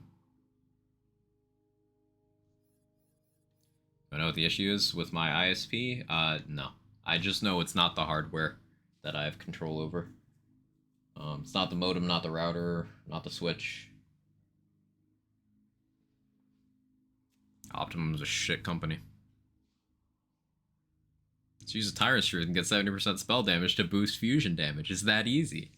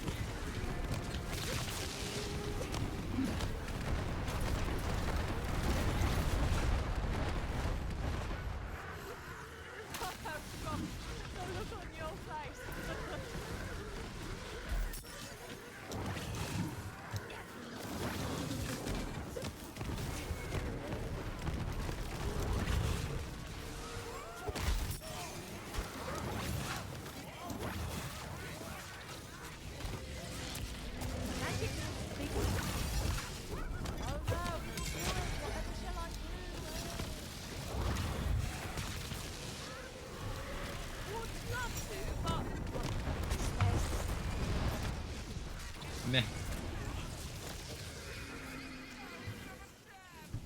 The idea of Oath of Fire to get more fusion explosions is cool, but on paper it doesn't seem to be practical.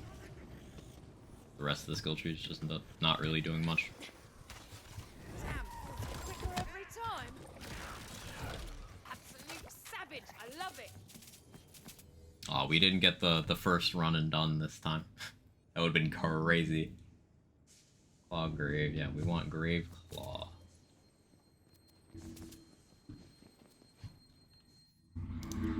Another one.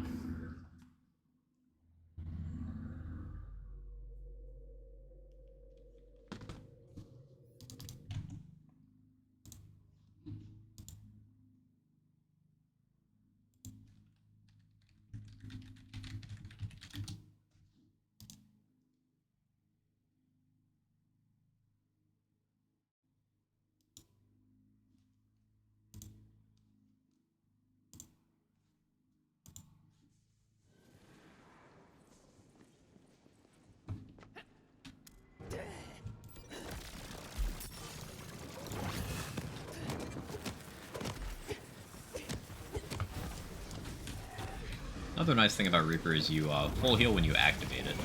Situations like that, where you don't have health gate, you can just be like, hey, I'm not gonna die for a little bit now.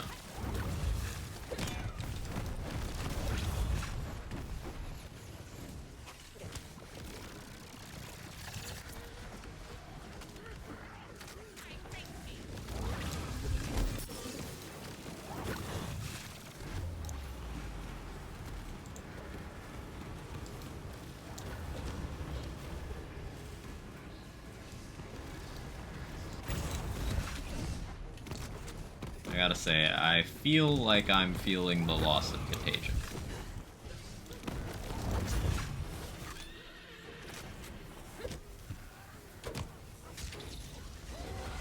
Seems like this is not worth the trade.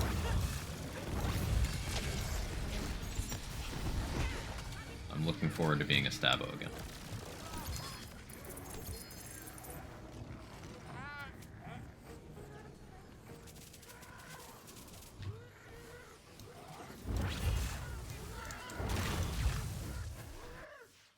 Guess maybe over Theurge I could run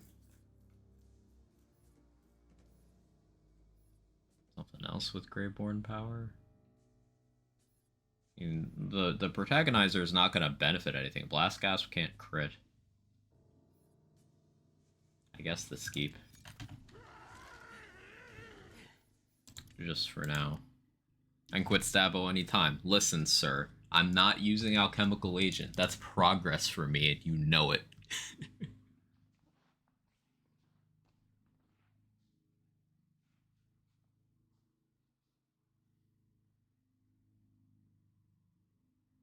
I'm just thinking about Stabo. Just thinking about it. Not using it. A long way to go. The road to recovery is not a direct path.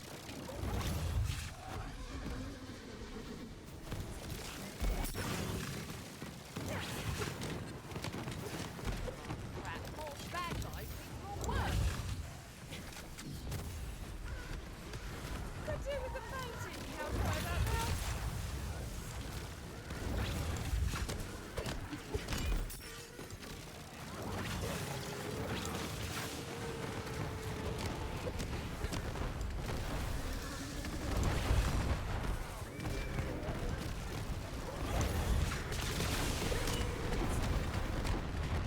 More visual pollution than damage. This configuration. We're like 2 peas in a pod, 2 bullets in a mag, 2 things. It definitely goes up when one Reaper's other on, thing. but you can choose not to be a Stabo. I thought that was illegal. Yeah, me too. Spell,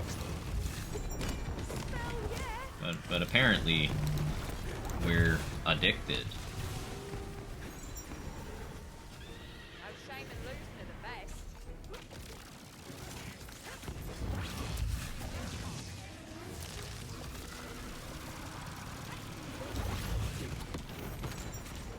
Thank you, Skeep. Reaper was actually about to end, and Skeep was like, nah, I got you, Would man. love to, but I'll do this then.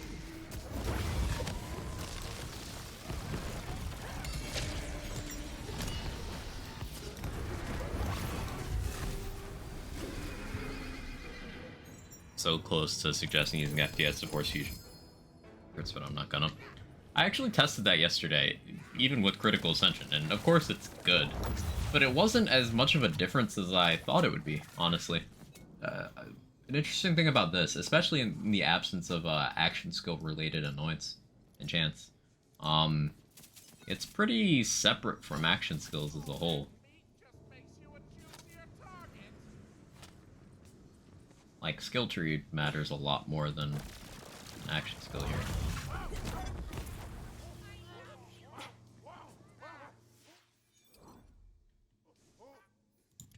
Like, the Stabo tree heavier version can run Reaper, just Reaper without the augment, and you definitely get more power out of the deep Stabo tree than you do from Reaper augment itself.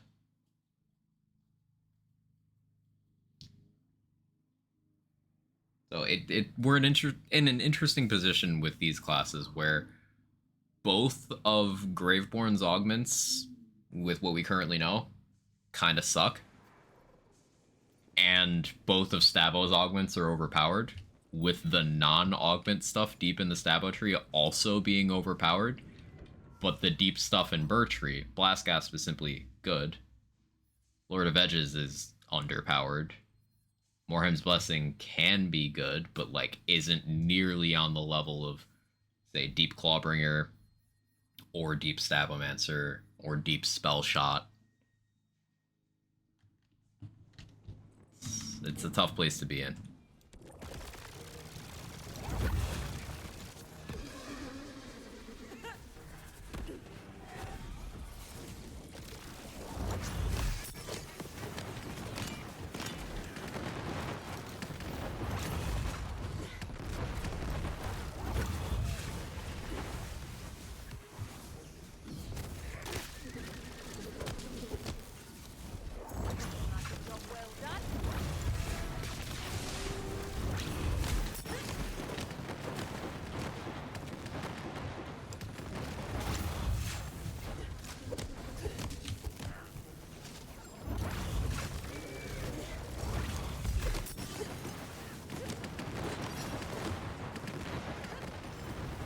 Heads up, we got company.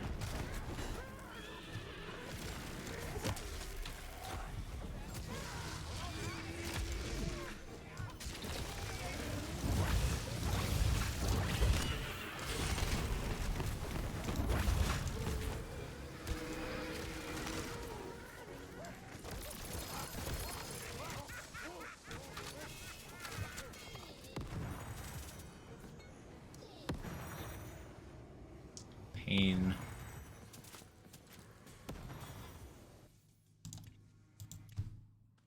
Suffering.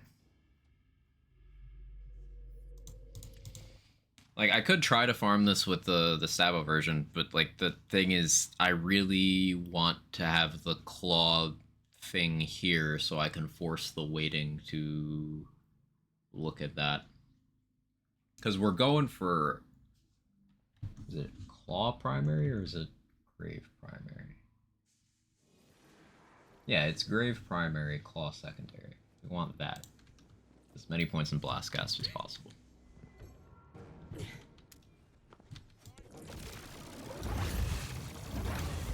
That is a bit of a specific ask.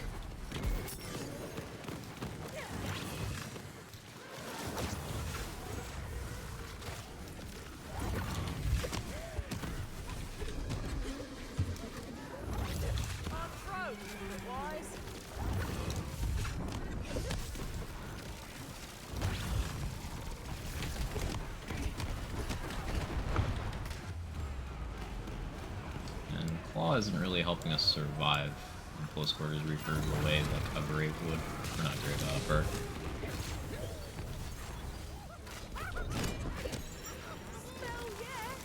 Glacier. I think that's quite enough out of you.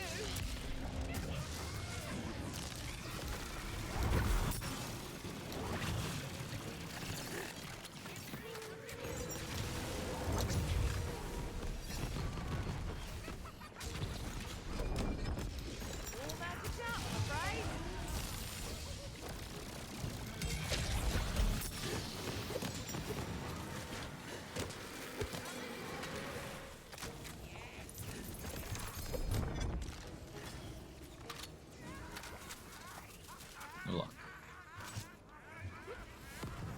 long weapon life? 4.5 hours. It'll show as less because the internet shit, but 4.5. Keep going.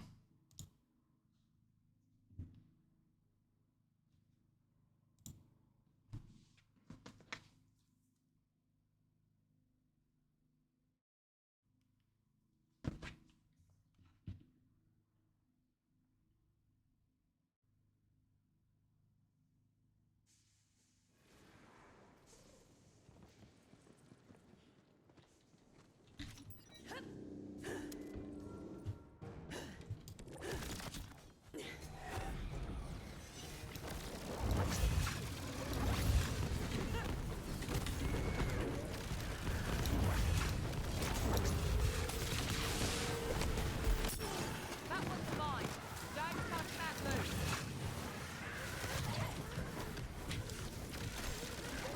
At least the double jump dash trick works very well for minimizing that phase.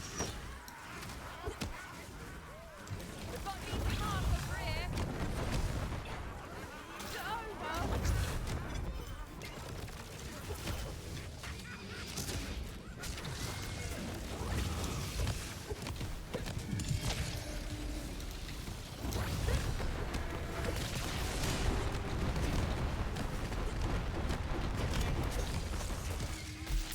Damn, not enough damage, really?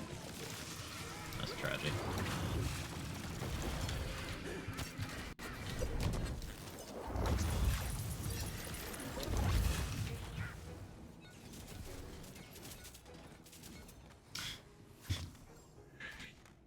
You fucking kidding me? What's missing?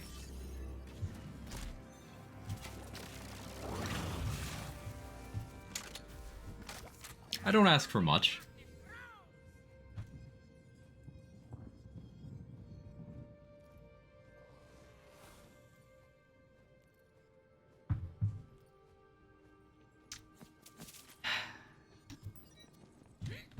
We go again.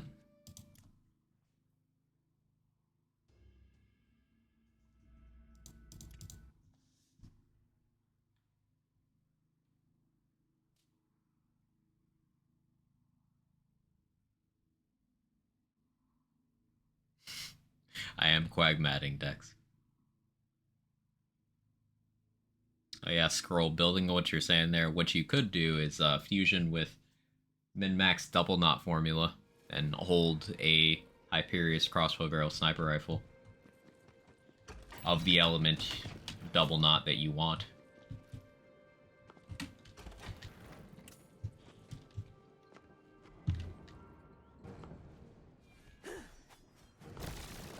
Cam, I heard you were looking for blast guys, man. We'll take this. Hey, Rune. Apparently redemption not working, so quack, check, quack. How are you?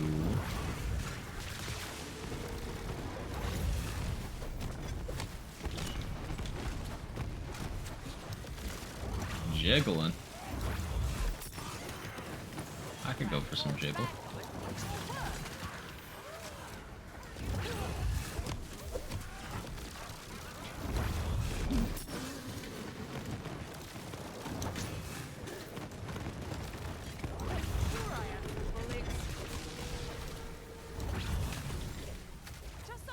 New GPU came in today after set up all my parts.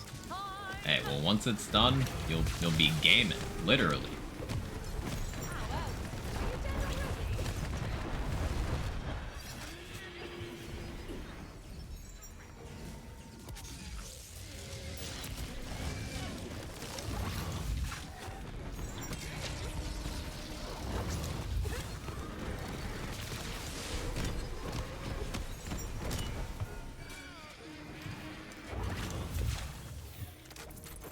3060 Ti. Nice.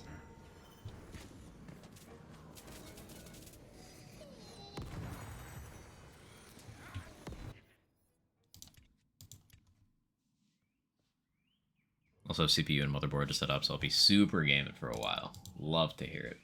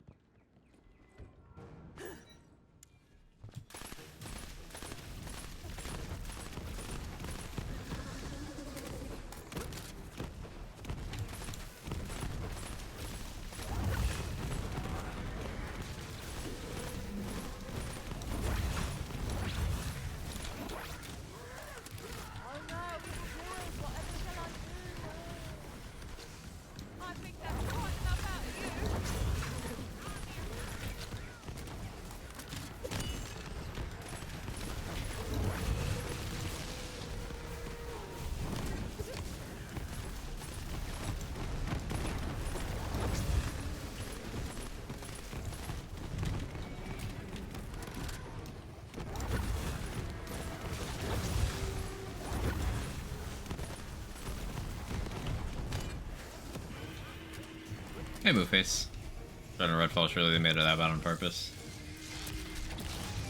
It's, like I said, it's one of those perfect storm situations. A lot went wrong, and it's gotta be real tough to, be someone who worked on that internally and saw everything else that happened.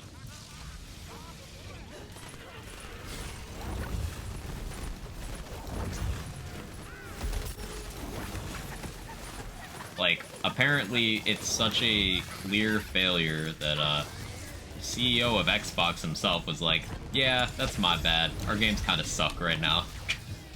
Which is wild. Like, man's openly said, yeah, we're not trying to compete with Nintendo or Sony right now because we can't. Like, whew.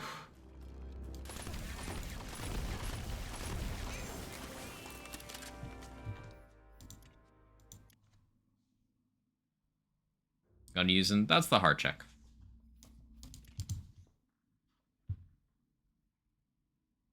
Something I want to reiterate is the whole console war mentality is gamer brain rot. Don't buy into that shit. But giving up on your platform's place in, like, the gaming space, just throwing your hands up, is a bit of a wild move.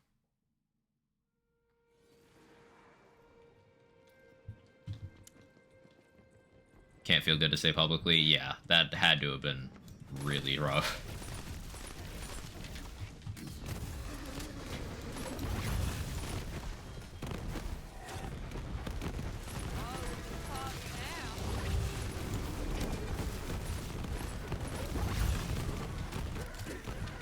Online only game co-op doesn't give any progress, matchmaking doesn't work. Yeah. Hey, newbie.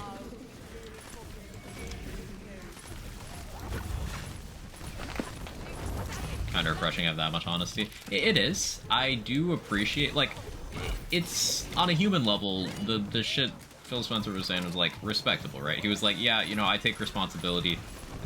It did not go as expected, did not meet internal goals, and, you know, we're just not there right now. Like, that's cool. On a human level, I do respect the shit out of that. As a consumer, like, it's just making me feel more secure in my disinterest in Xbox products right now. And that's probably not ideal for them. Because, like, I didn't really care about Xbox during Xbox One days. And I still don't care during Xbox Series X days. They don't have any exclusives out that I care about. They almost got me with Halo Infinite, but that game turned out to be a disaster too. So, like, what's coming out Xbox exclusive-wise in the next couple years that we care about, chat? Like, we're hoping for a Fable announcement, but is there anything else? Halo sequel, Fable entry, what else?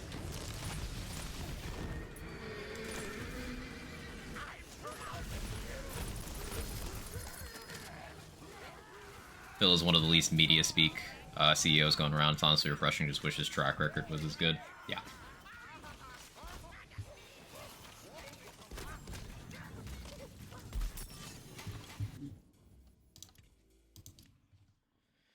Forza. Xbox exclusives you can get on PC anyway, right? I believe... I don't know if that's a 100% universal thing, but I know with a lot you can. Because, like, I played Gears 4 when that came out, and I didn't have an Xbox at the time. I just played it on PC. Forza's good, but so is Gran Turismo 7. That's what I've heard, yeah. Forza's the only top-tier thing they have IMO. Like, that's a tough position to be in, because PlayStation, Sony, they're just crushing it with exclusives at the moment. Like, they have the most well-received and anticipated exclusives, with the exception of Nintendo occasionally has, like, you know, Zelda. Every couple years, Nintendo will have something massive. But it's still Nintendo. But Sony, since, what, 2015, they've just had dominance over exclusives?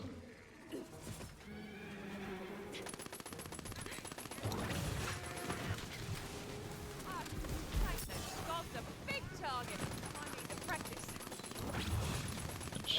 I'm not necessarily enthusiastic about, because I don't love Sony business practices either. And I have no platform loyalty, I just want good games. Second, actually, this is the heart check. It's a Dahlia assault rifle introduced by Redux. Its whole thing is its alt fire guarantees a status effect. We haven't been able to figure out if it's good or not. It requires more testing.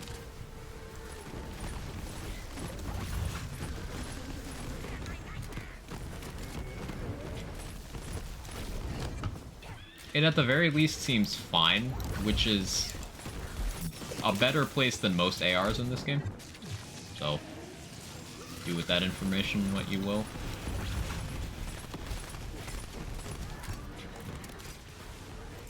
I own all consoles, haven't turned to my Xbox in months.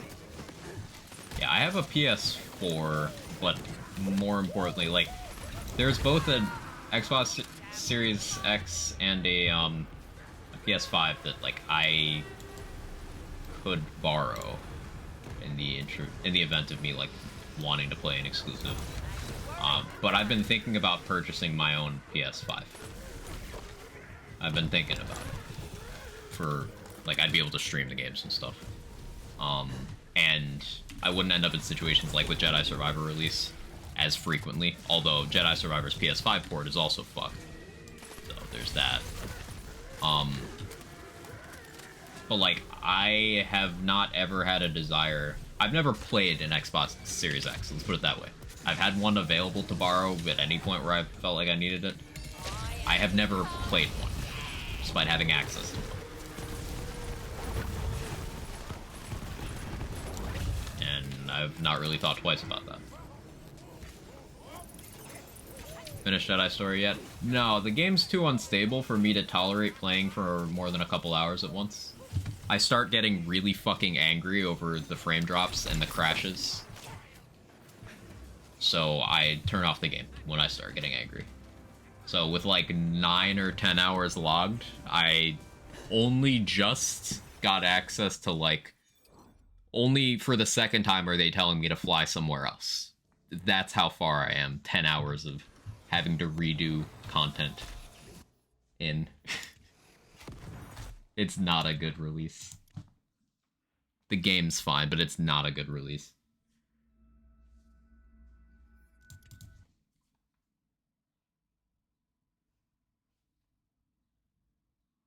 I feel like there's basically zero need for an Xbox if you have a PC. And I think it's been that way since the Xbox One PS4 generation. Like, in the Xbox 360 days, the 360 was a powerhouse of a console. Not because it was better in terms of specs than its competition, but just because the exclusives on 360 were insane the entire life of the console. And then they just completely fumbled that bag later, so.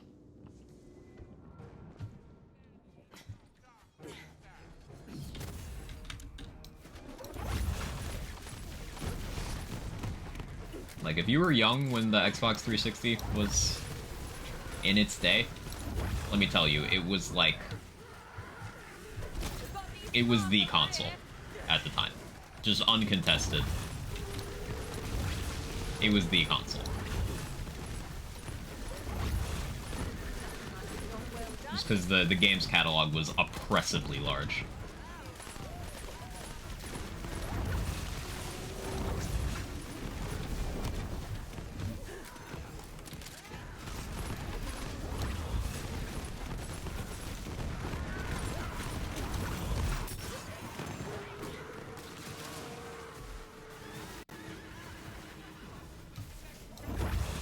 PS2 was so good when that was current gen.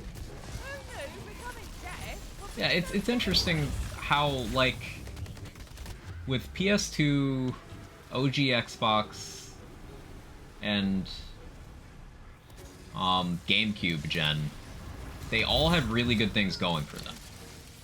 And then we had, you know, PS3, 360, Wii, where I would say Sony was probably the weakest. Then you had the generation after that, and now Xbox is the weakest. I guess they're taking their turns? I don't know.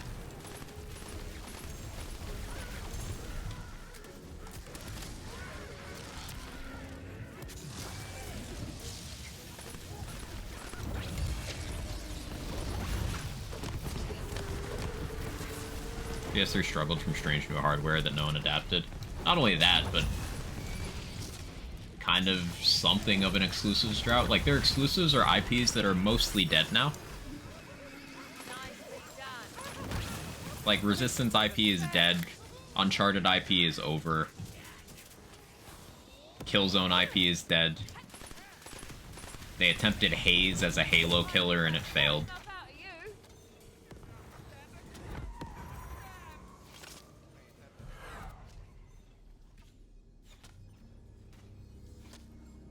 Hey, area damage, only 1 in Blast Cast, but I'll fucking take it.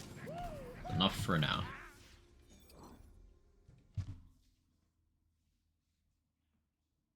Remember the first PS3 controller prototypes? Oh, were those the really long-looking ones?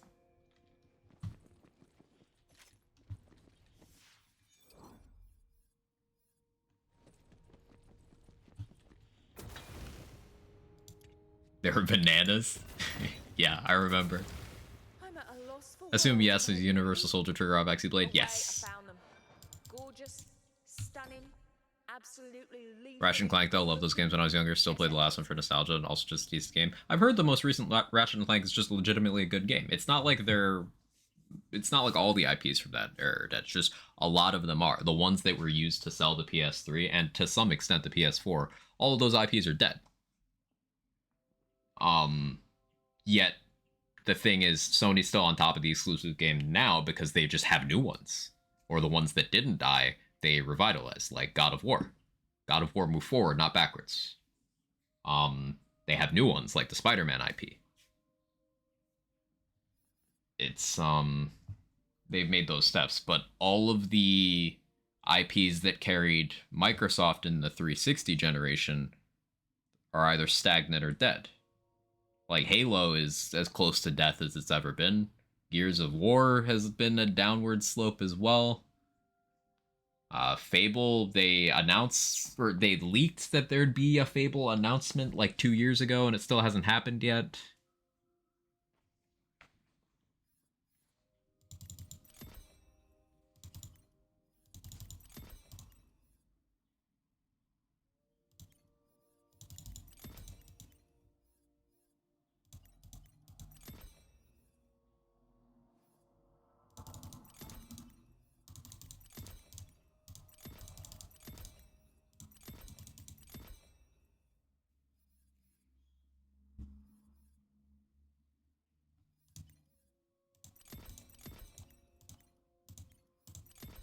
Let's try this.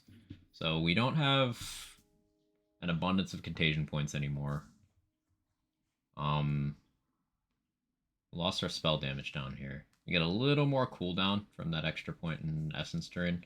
We have a point in Blast Gasp now, which it's only 1. The damage isn't going to be fantastic, but this does mean that we have an extra thing that can cause dots and place, and it can trigger off of fusion.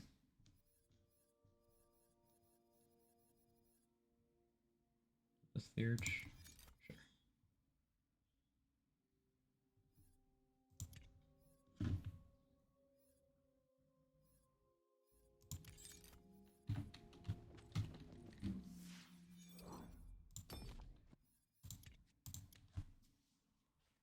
You know, if I land a body shot with an AoE weapon, extend the explosion radius so far it reaches the head, will that trigger critical hits?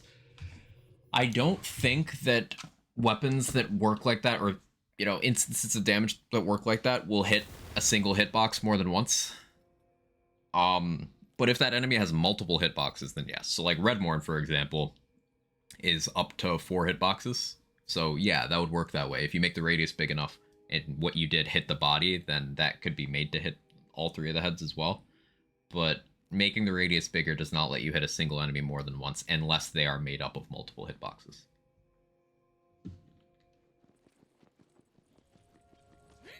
They release Last of Us for each new console. That certainly helps them, yeah.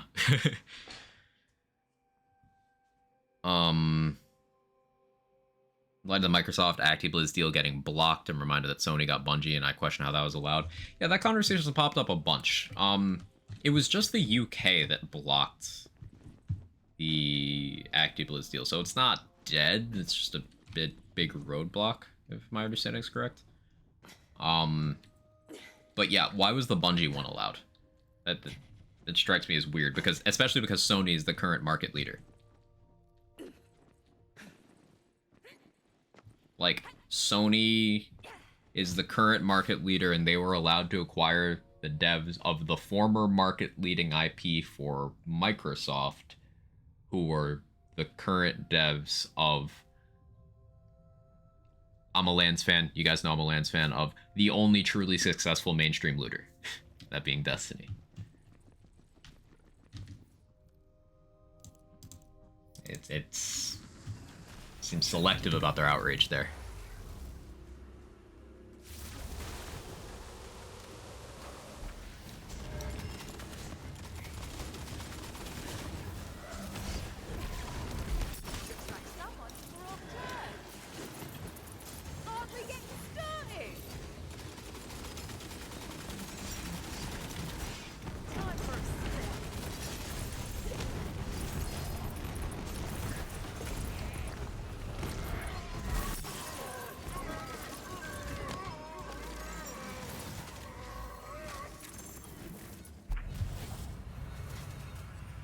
Not asking in regards to getting multiple damage increase, more so getting the crit spot trigger.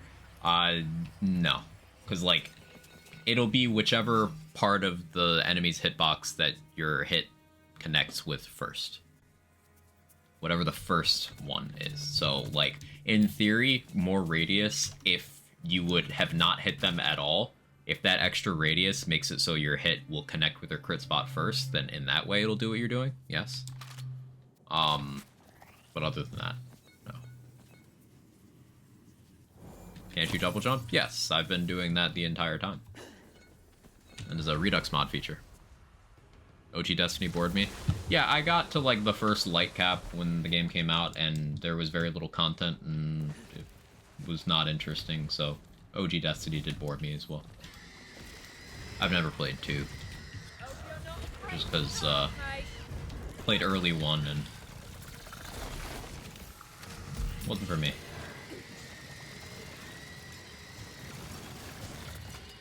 On Contagion. Need you to do the thing. There we go. This guy here. Oh, you're all good, Slayer. How you doing today?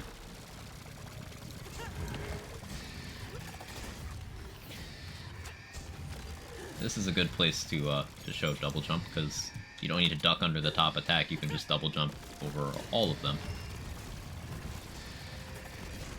Kinda neat. Never played OG Destiny, so I bought the Super Mega All DLC Destiny 2 and never played it.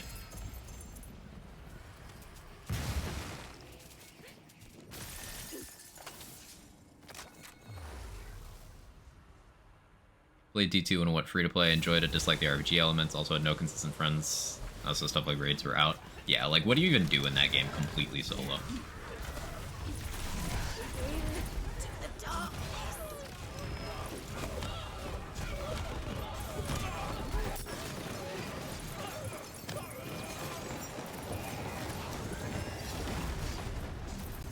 Oh, apparently the enemy's dead. Cool.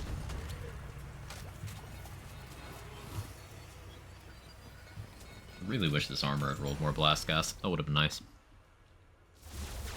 Hey, I was kind of hoping for Celissa. Nice.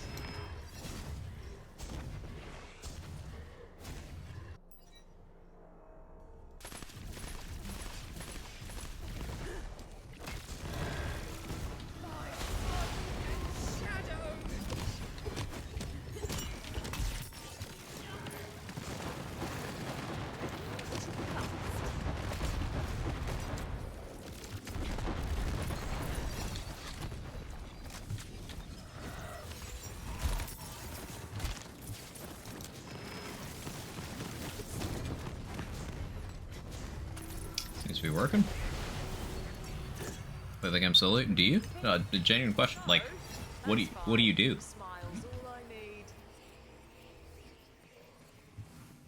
Like, I assume solo queuing PvP is terrible, because it is in most games.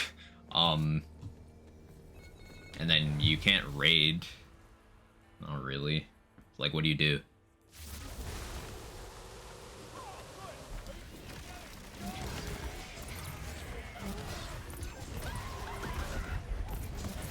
Just getting warmed up.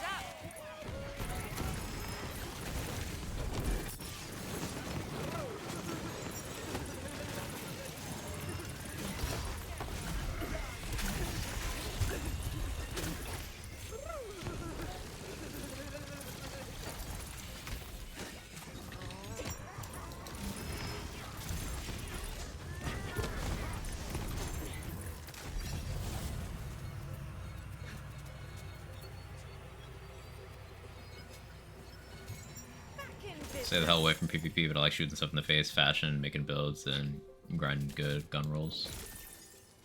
Fair enough.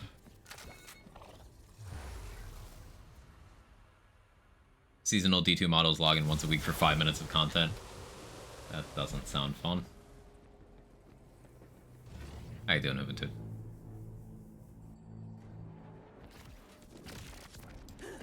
Pretty good gaslighting one, sometimes two people co-op stuff, getting 5 inconsistently. Yeah, at that point you just have to cast a really wide net, huh? Dungeon strikes. I've heard of dungeons and strikes. No idea what bounties are. Or lost sectors.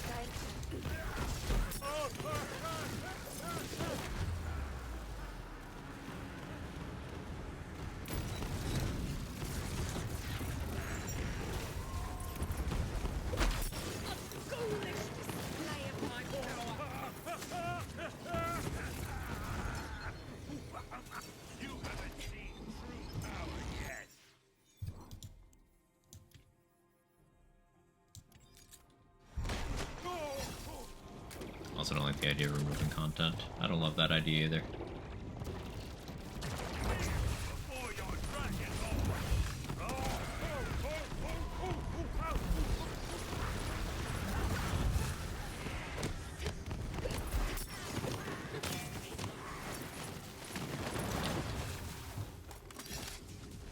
I don't like it. The alternate is equally unfun storage size, bullet, and performance woes. This is part of why I think just, like, making a new game is maybe a good idea. Because, like, when you make your when you make your entire IP an omnibus of a game that has every single bit of content, yeah, you either have the option of having a fucking 400 gig game that no one can play, or you need to remove content. So, like, just... I still think that Destiny 2 eating Destiny 1 was weird, champ. And, they could have done Destiny 3 like a solid 2 years ago. But that's just perspective from the outside in. I wouldn't consider that a, qualified take.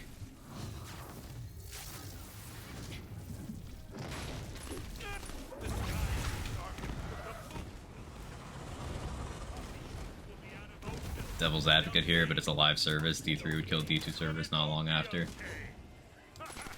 So where are those upsides of live service model again? Where are they at?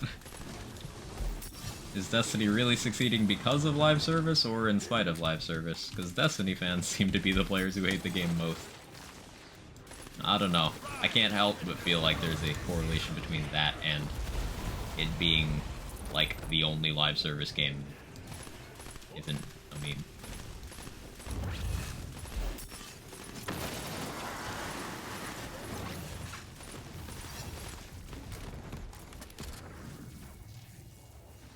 Back when someone by the words of D2, it's succeeding in spite of live service. I think most MMO players love and hate their game most. That's true. As a former MMO addict, yeah, that's absolutely true. It's often a case of, hey, I really hate this aspect of what's being done, but like this product as a whole still provides something that nothing else does. So I have nowhere else to go for this thing that I like. That's usually what it ends up being.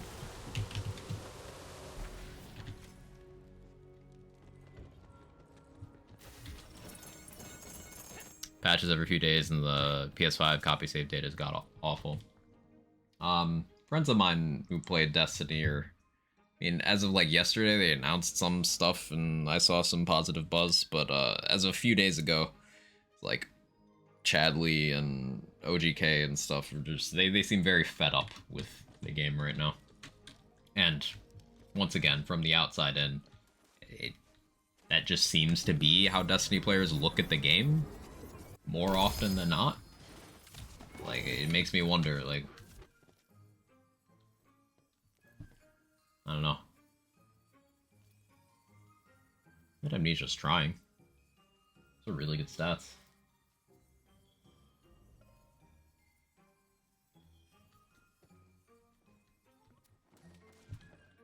Let's keep it rolling, though. I don't think I got a good showing out of that blast gas point.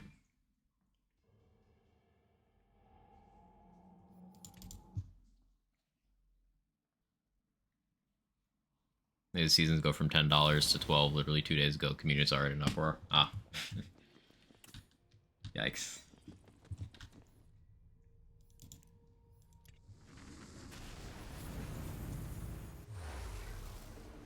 Learned after years of playing the game, taking more and more healthy breaks from it. Taking healthy breaks is something that not a lot of gamers have the restraint for, so I admire that.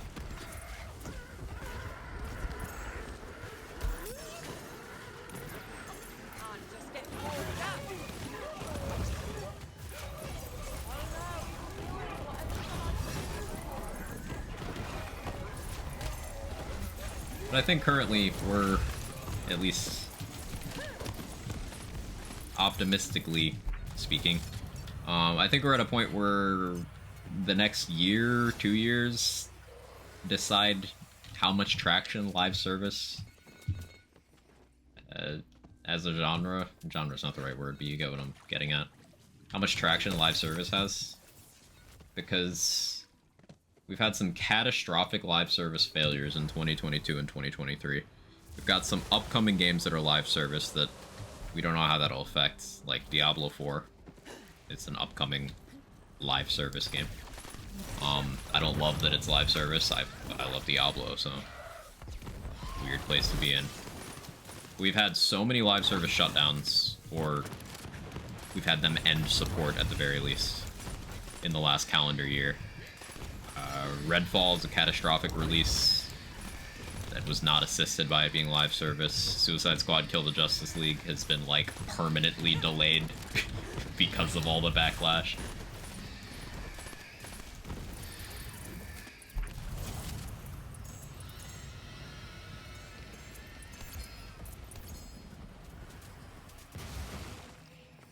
Yeah, Priz, it's been delayed either 2 or 3 times since it was, like, revealed to be live service.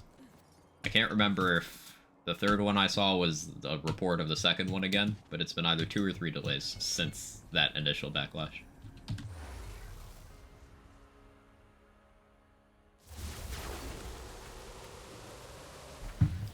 From Back 4 Blood. Remember, one of Back 4 Blood's most well-received patches was the one that removed live service elements.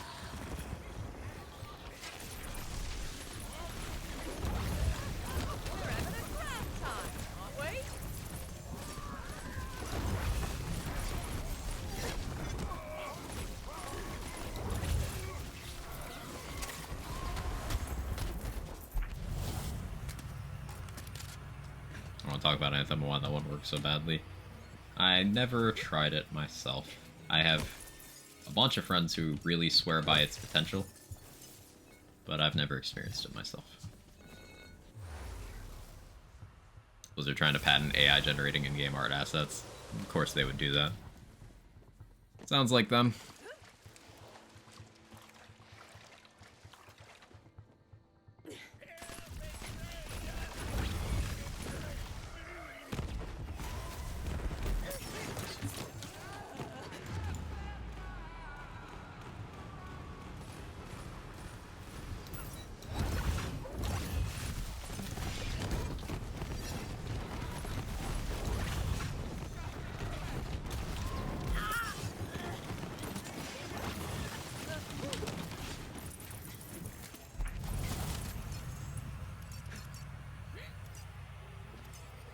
And they've been patenting these since games have done it before. You'd be surprised what game developers and publishers will attempt to patent.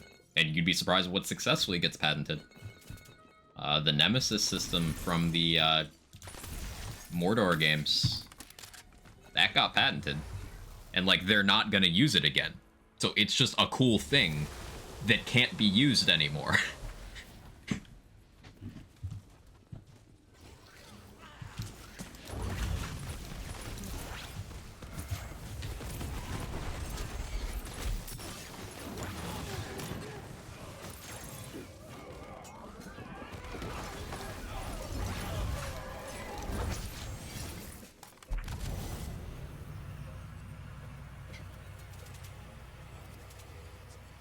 You know, loading screen games, you know how they're basically extinct? Who patented the loading screen? Who did it?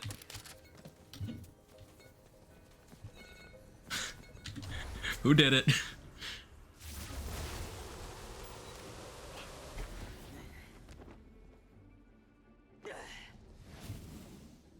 Expansion-based releases aren't as popular to companies because of Fortnite Battle Pass. I don't know if that's necessarily the cause, because expansion used to be like the model for post-launch downloadable content since like 90s CRPG days. And then starting in the mid-2000s is where the season pass model started to catch on. And that was well before the battle pass model.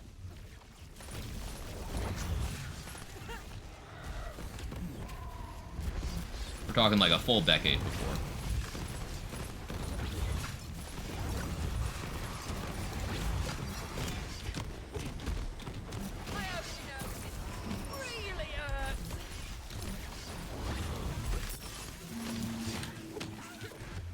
Damn it, Redborn. Didn't destroy the right head. Skill issue.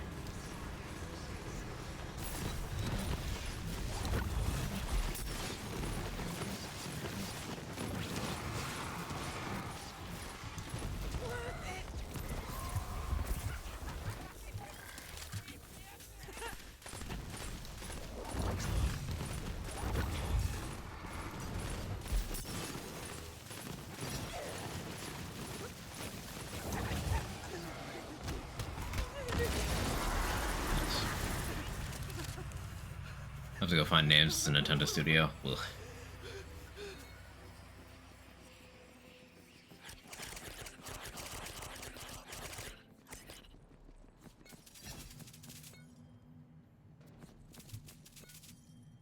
You know, I wonder if Mosquito... Never mind, I'm doing it again. Combining armors in my head. Gotta stop doing that. The Battle Pass definitely can be more popular because it's more steady stream income instead of a spike. Destiny is both, though. I don't think you're wrong about that. I don't think you're wrong about that, Honey Bunny. There's, like, much more potential. You don't just get a one-time purchase.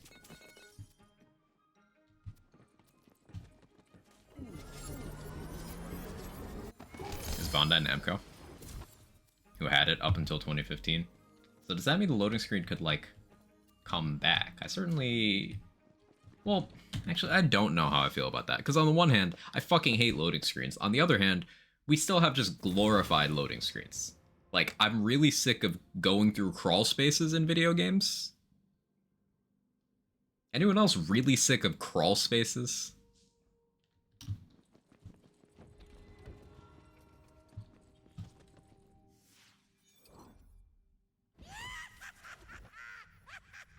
Choose, Fate Maker. I feel like that was at first popularized, I can't speak, with, like, Tomb Raider 2013. That was 2013, right? DMC5 is maybe tear my eyes out with loading screens. Yeah, they do the same thing. Yeah, it's the same thing.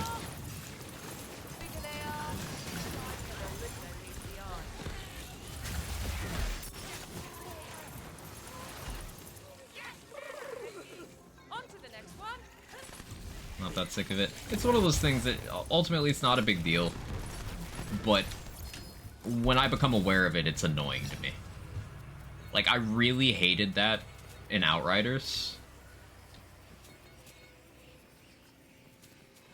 I don't love it in Jedi.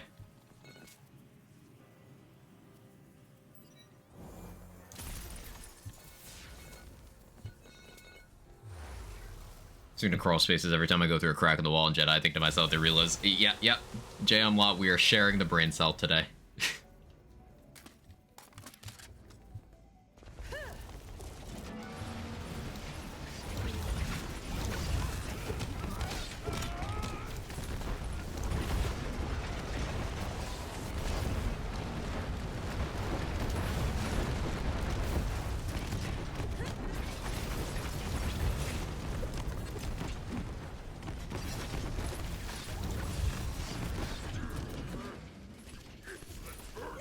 What have you done?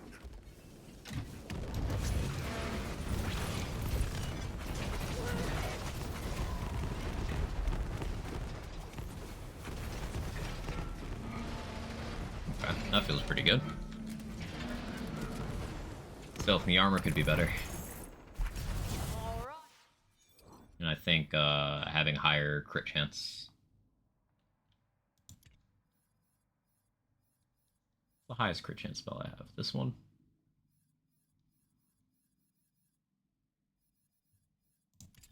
The brute's dead. Someone else can deal with the body, though.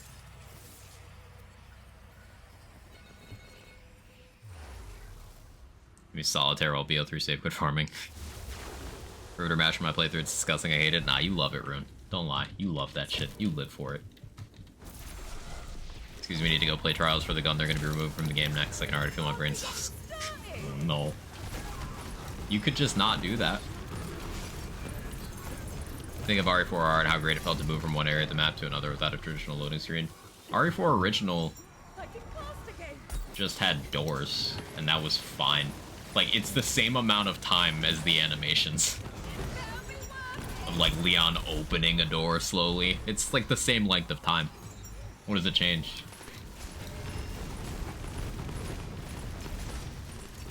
Like, enemies can't even... Their AI turns off when they're out of the room they're supposed to be in, so...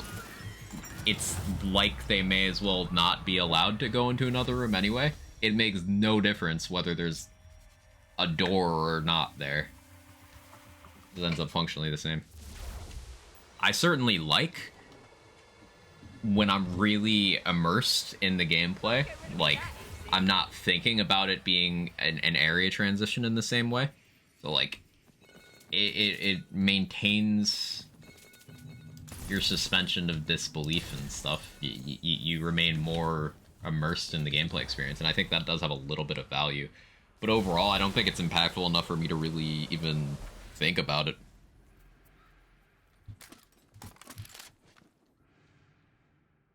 No witch compares to me. Not even sandwiches.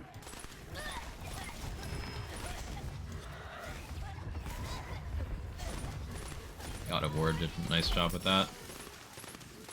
Trying to think. I mean, there were still some very blatant, hey, we're loading something now, things in God of War. Sometimes it was very long. Like, anytime you changed realms, you'd often just be sitting in a room where they try to distract you with flashing lights while it's loading. It's like the same thing. Like, in God of War 2018, when you're going to hell, both times they do that.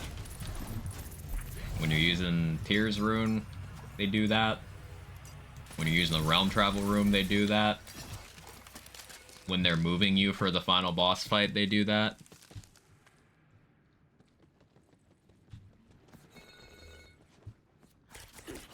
They try to distract you with something else, be it flashing lights or a conversation happening.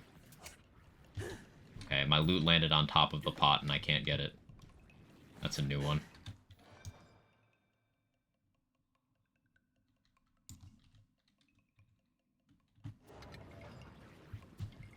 It isn't me asking mail, but I can't see what it is. Seen the most bullshit. What happened?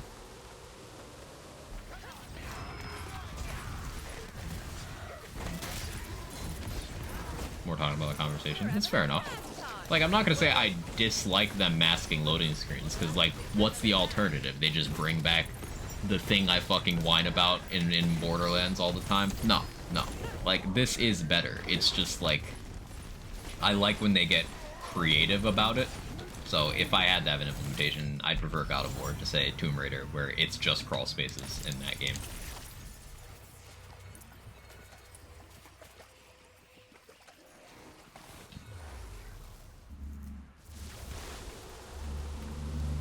Logged into D2, this said Titans won this week. Guardian Games, I don't know what that is. Message popped up saying Warlocks won all 3 weeks. That's when they rigged the game.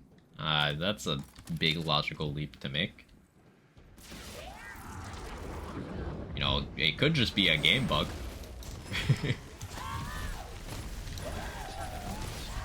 In either the first instance or the second instance.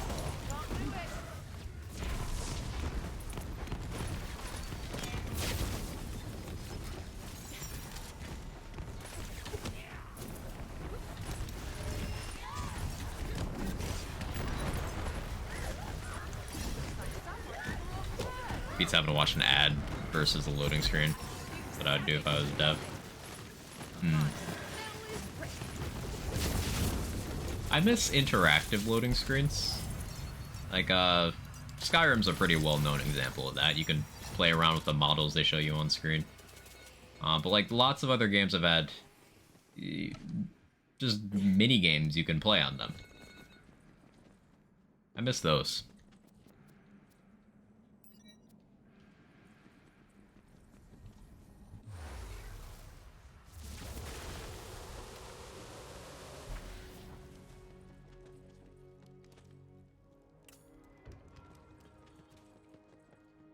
Warframe, Skyrim, I think that's it. The Dragon Ball Z Budokai games are another example.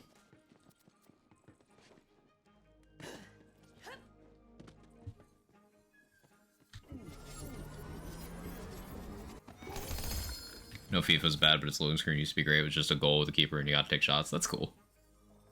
Did like seeing how far I could run in the Assassin's Creed loading screens.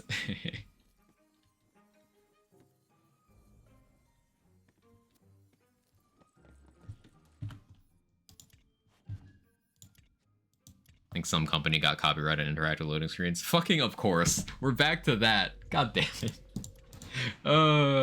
It's all related. I had already forgotten about that. Yeah, the way we had talked before, it was like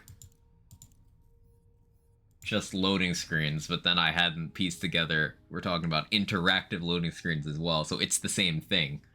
Yeah. Yep.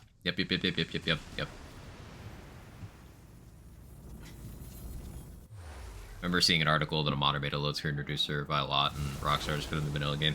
A lot of games, their load screens are because there will be an animation they have in place to, like, cover up the loads or to play during loads, but even if you load faster than that animation, it still has to finish it out. There are a lot of examples of games like that. Nier Automata is like that. Mass Effect 2 is like that. So often, like, load screen remover mods are just removal of that animation.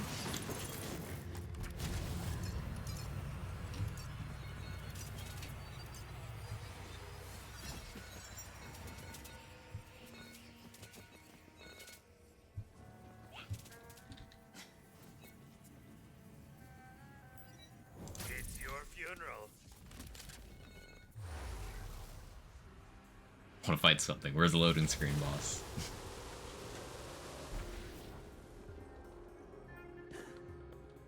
Here's animation is also frame rate high, so uncapping frame rate does a ton. It's cursed.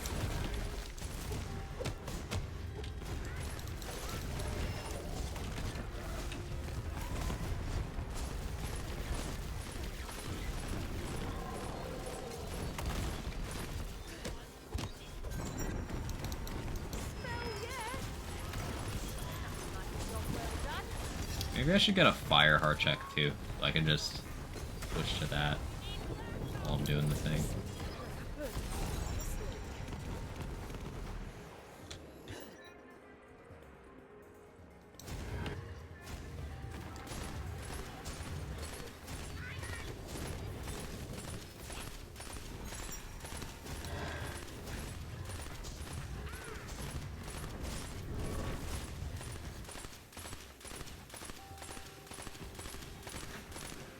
You know, hard check on Spore Warden, you could probably shoot literally forever. Because you get freeload, so every other shot is free. But then you have ammo regen. It's already got a decent mag size. And the ammo regen would just be going while you're shooting, during the free shot, and in the burst delay. Yeah, you can probably just infinite this forever with 0 effort. Yeah, you can. Cool. It's already easy enough to do that with Dahlia and Stoker guns, because they just have big mags. But this one could probably just be done without any mag size investment. Kind of cool. And for the Donkey, the right setup. The Donkey is already so big mag-wise that you literally only need a single source of ammo regen in vanilla. Like, you can get 100 mag Donkey quite easily. Like, it's 55... No, sorry, it's 90. It's 90 with nothing. So with myth rank mag size, you're already here.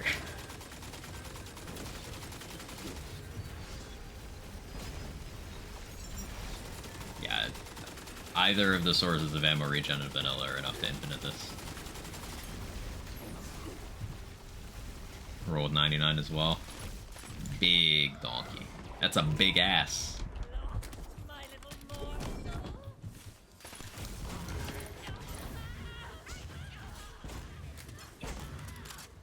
OG Doom and load screens. Is Doom like the most installed game on just different devices? Is there anything that's been installed more than OG Doom? Because like people have played Doom on a pregnancy test. That's a thing.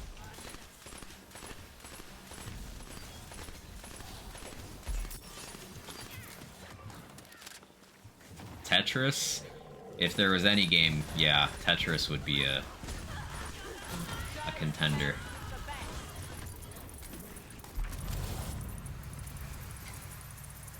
Feel 3 put the Tannis arcade minigame in loading screens. Would have been dope. That would have been great. That's such a good idea. Holy shit. Pong.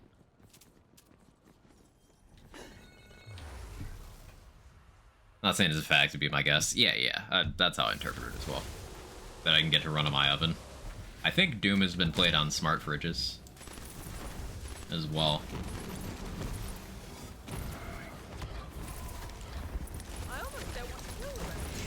And Pong is more simple than Doom. You could probably literally get Pong to run on fucking anything.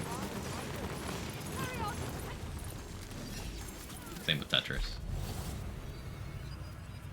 Someone ran Doom on a vape.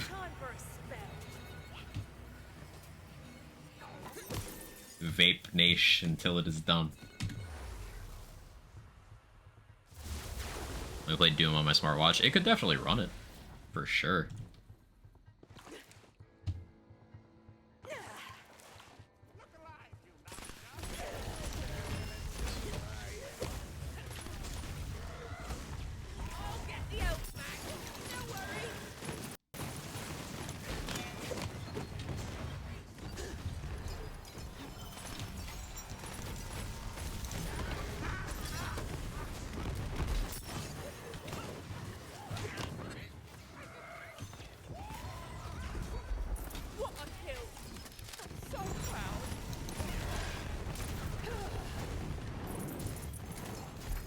We get it, you vape. How long till BL1 runs on a pregnancy test? The game's not optimized enough for that.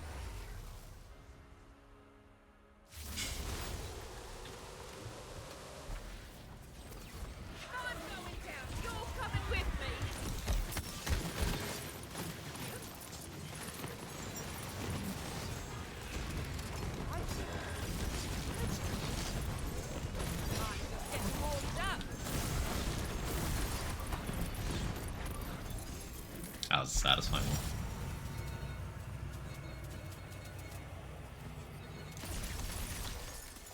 I would make it too confusing of your actions.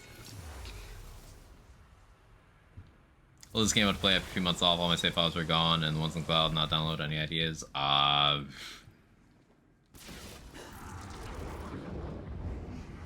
Did you load it up on a different storefront than you bought it? Like, were you a former Steam player that switched to Epic or vice versa? Because those have different folders. Also, it's a bit of a catch-all and a bit of a cop-out, not really helpful to you in your current situation, but generally, I always recommend, if you're playing these games on PC, to turn off cloud saving. It almost always causes issues and almost never solves them. Since it sounds like you had cloud saving on, it maybe even could have been that got rid of your saves. All PlayStation? Then I don't know. That's uncharted territory for me. Anyone in chat have a similar issue ever? Or know of this particular issue?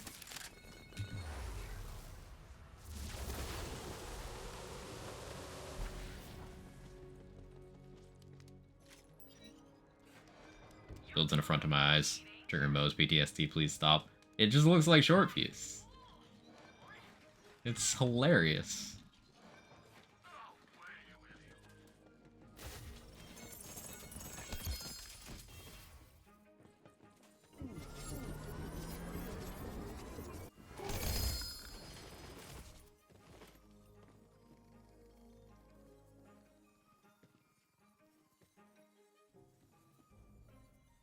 Fair share of its Stabo Grave. Like, what is that for?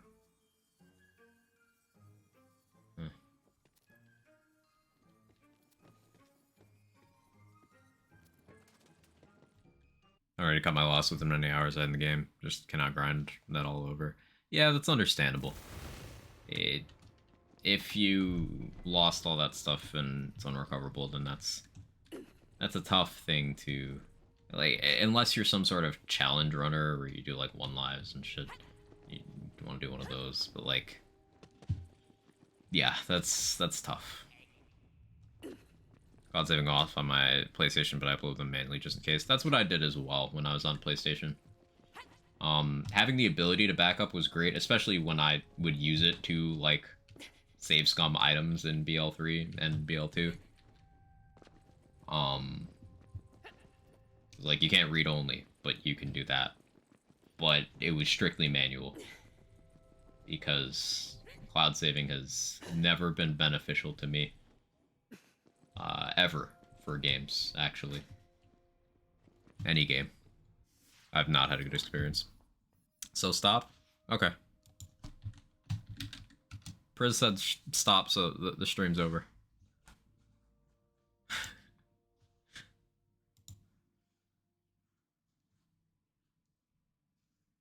Currently waiting for Diablo. Yeah. Diablo is just a month away, right?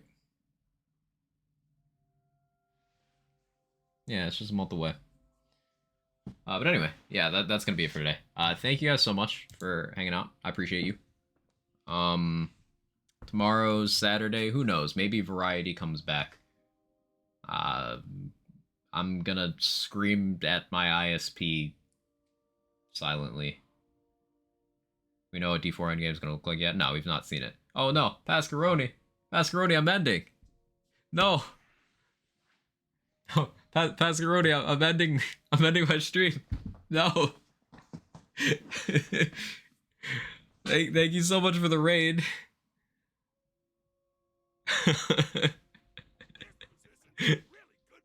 Hi everybody. One more. You know what? We'll do one more. We'll do one more. I'll do one more chamber run for you guys, because I love you guys. Because I love being bacon rated. Quickly, what's my favorite cereal? I'm so bad at picking favorites. Cocoa Pebbles are pretty banging. Is that the correct answer? Now the fun begins. Reese's Puffs is S tier. True.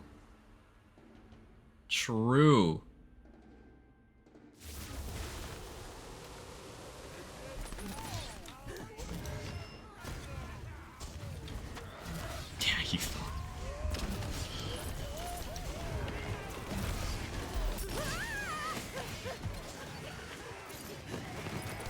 was the only right answer. I'm glad to have your support. Build-wise, what we're doing, if anyone is curious, is Dire Sacrifice with Fusion class mod. And it's hilarious because it solves Dire Sacrifice's core problem of having kind of a bad single target by just exploding a lot. We simply explode more. And it works. Solves the problem. Sorry about timing, thanks, Circus Chat. No, thank you for the raid. I appreciate it. Always a pleasure, and does mean a lot bringing community over here. It's impossible to know how long I stream anyway. Like, let's be honest. Some days I stream for 4 hours, some days I stream for 14 hours. I don't even know how long I'm gonna go day to day.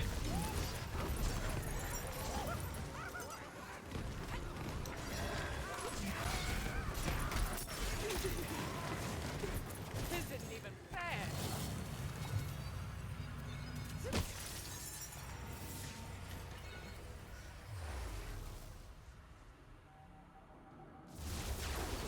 Does no one like Vector? Is that a cereal? Never heard of that.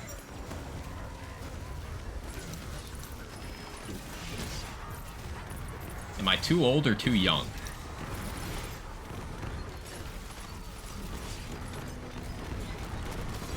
Explosions. Here in Canada. Ah, yeah. Yeah, I'm one of the crazy people in your basement, sorry.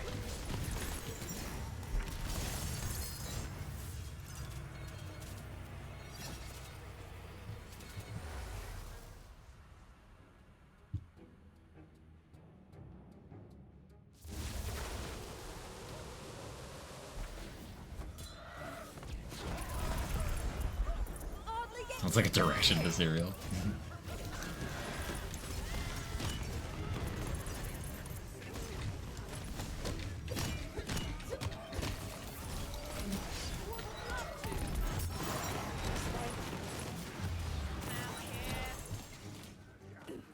Oh, accidental dash boost.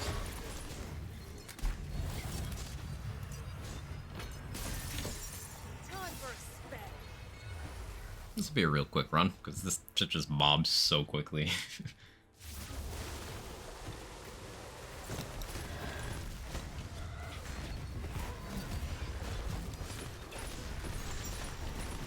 Unlucky Charms. Story of my life.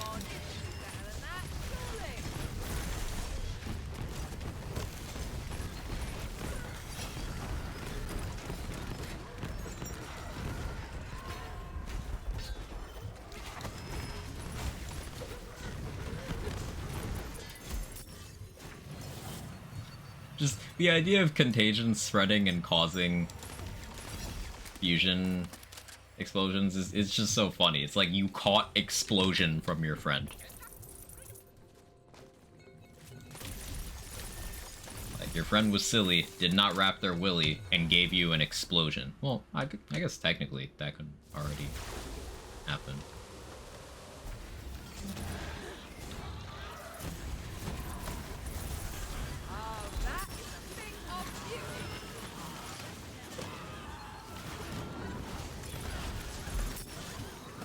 Bonk. You can't bonk me.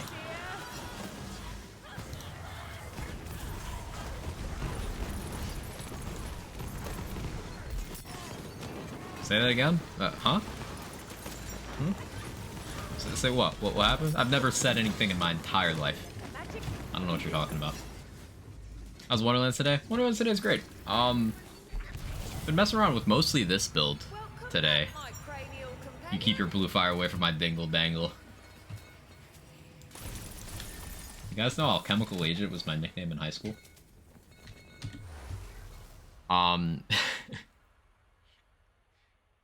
Yeah, we've mostly messed around with this build today.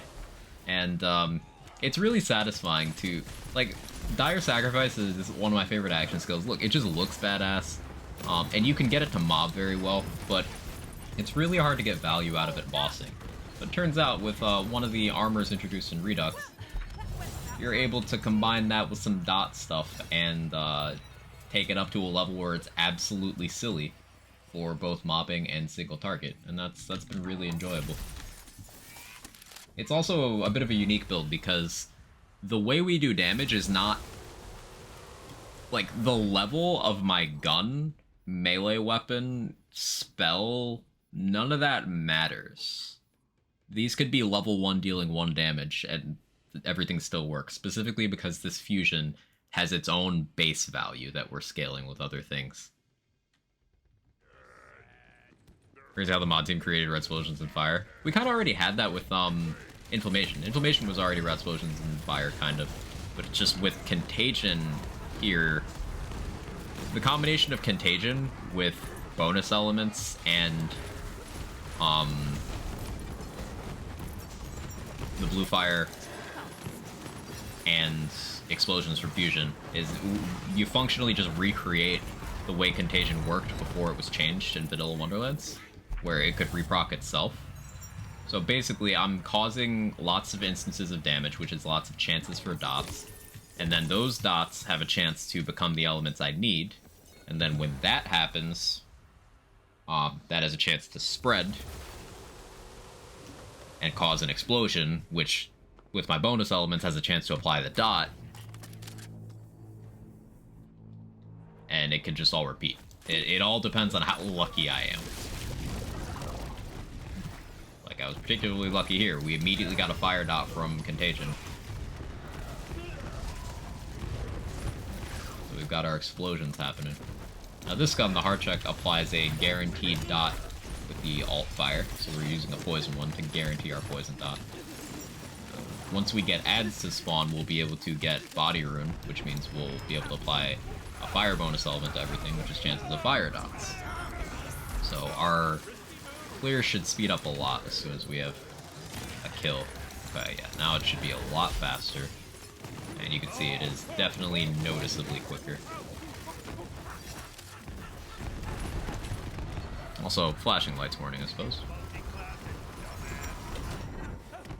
Another cool thing about the explosions from Fusion is you can make them really big. A lot of splash radius. And weirdly enough, the size of them determines the volume of the explosion.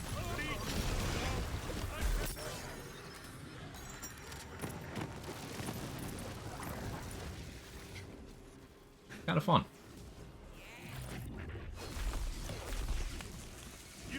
The heft of the splash, the girth of the splash.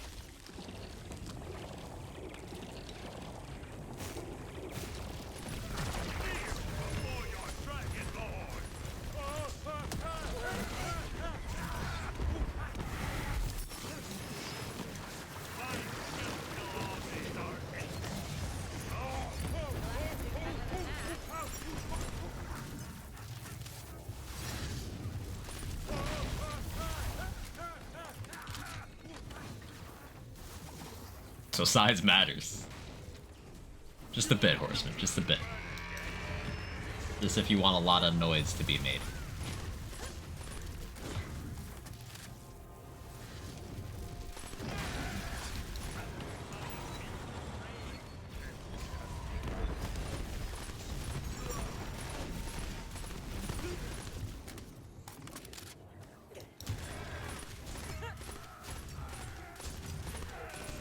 Need the dots to start snowballing over here.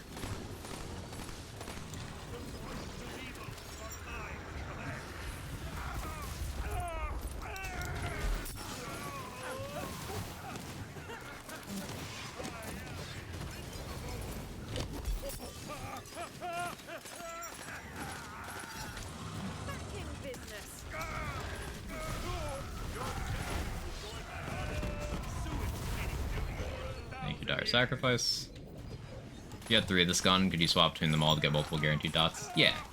I would like a fire one for that exact purpose, Dex. Then I could just start off the fight by applying the fire and the poison and then go into my normal routine. All this build needs to function to achieve all of its damages, applying as many fire and poison dots as possible. So that's why even something guaranteed like this often loses out to the Donkey or the White Rider, because those just have so many instances of damage that they just brute force it. Thank you for farming. We did a little Daddy farming this gun earlier. Probably do more tomorrow. Not quite done messing around with this build. We tried a little bit of Reaper of Bones stuff today. It's hard to discern where Reaper has value, even with the augment.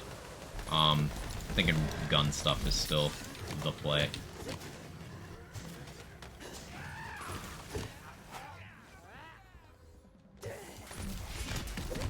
Aren't you thinking variety tomorrow? What day of the week's tomorrow? Oh yeah, tomorrow is Saturday. I really want to bring back variety Saturday. Just, I don't want to...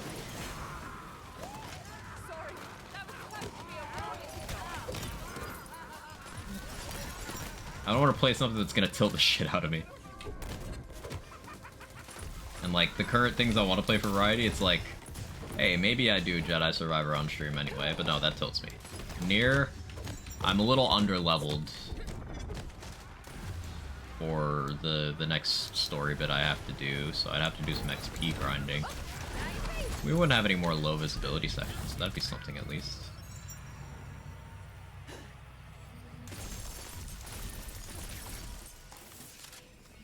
I don't know. I'll decide it. There's a save editor? Tell me more. You could switch it up and play Redux? Ooh, I haven't done that in a while.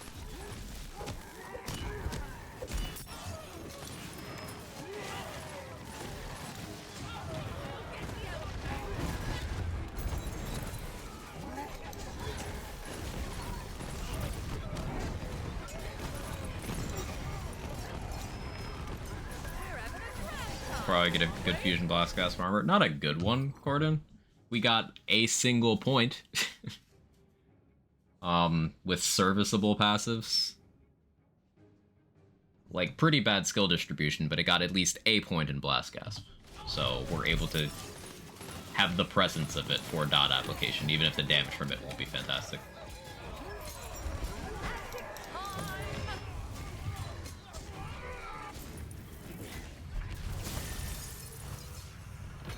We take those, I guess? Yeah.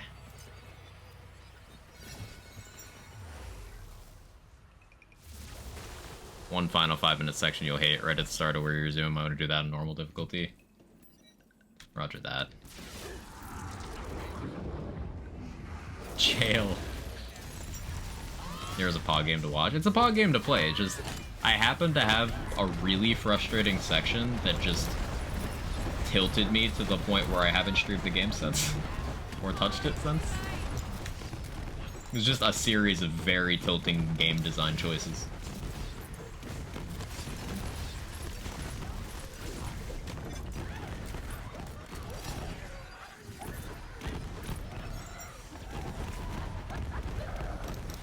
Explosions.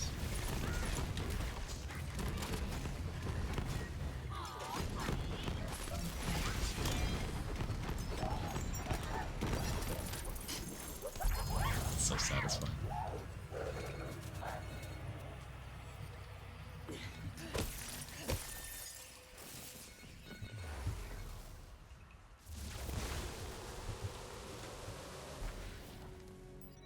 Yeah, this build can be taken even farther. I kind of want to buy that.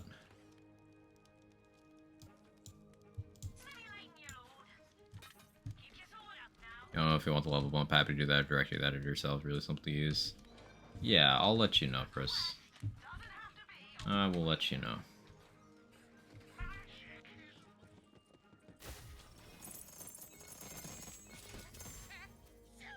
You like the sunburst? Yeah. You can get it doing some decent damage if you want a launcher playstyle. Now, the problem is, like, functionally, its role is just done better by things that aren't launchers. But it's not like it's bad, and if we judged everything by the metric of, like, hey, something else does its role better, then almost everything is not good, because there's a lot of things that just outclass certain areas. But having, say, both a mulligan and a sunburst in the inventory, you have no reason to use the sunburst over the mulligan, for example. But that's just the mulligan being a really good gun. The thing that is underwhelming about Sunburst, though, is unlike almost every other launcher, it's got a shit dot. Like, some launchers can't apply dots at all, like the Big Boy Rocket, Underbarrel. But most of them at least have a good dot somewhere on them. Like, Cannonballer's got a great dot. Primary Fire of Vladoff and Torg launchers, or sorry, Stoker and Torg launchers have good dots. The Blue Cake has a good dot. But, like, the Sunburst just has a terrible one. Like, an SMG tier dot. Not even SMG tier, that's not even, like, accurate to say, because the Shadowfire Chuck has a good dot. The Blazing Volley over in Vanilla has a good dot. White Rider has a good dot. It's just, it's not a good one. And dots are one of the biggest components of launcher damage outputs because you shoot them generally more infrequently, because you have less ammo, because they have longer reload times. Dots will fill in the time where you're not doing anything otherwise. So it is a bit of a downside of the gun, and I can't figure out if the underbarrel is worth anything or just cool. But something I was told you can do with the Sunburst is you can rocket jump with it. You need like a ShamWow and to, you know, not die from your own shot. But you can rocket jump in it, with it. That's cool. So I'll have to mess around with that at some point as well.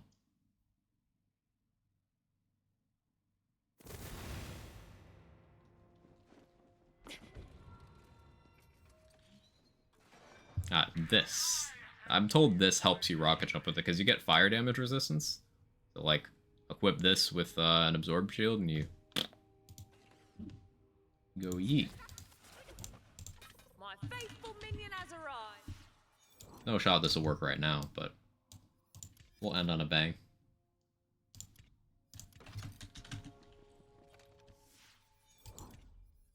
Do I have something to absorb? I do. Huh. Yeah, that definitely works. And it's very survivable. Utility gun!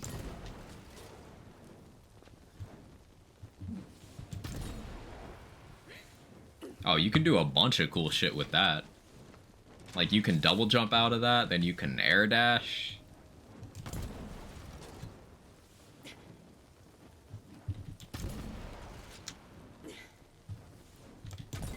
That's cool. That's very satisfying. And, like, I ain't dying either.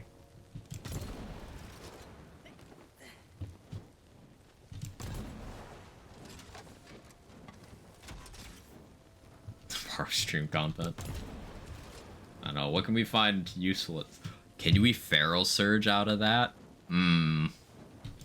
Launch yourself and then launch yourself? We can dire sacrifice out of that. Can you jiggle with it? I think we can jiggle. The low dot is where it's at, it seems. Yeah, maybe the low dot is specifically so you can rocket jump with it. It could have been a design choice. And this gun does have a bad reload time like a lot of other launchers. But with the ×4 variant, this is a ×5, so it's not indicative, but with the ×4 variant, it is only 1 ammo per shot.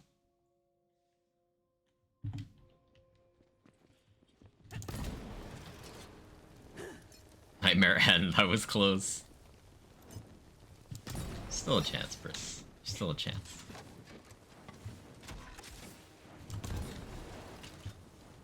Do I have a... Wait, let's see. How survivable is this without that? Do I have a Slip and Stun here at all?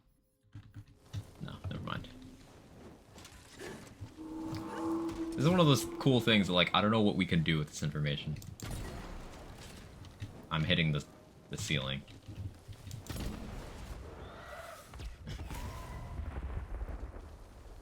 This is neat.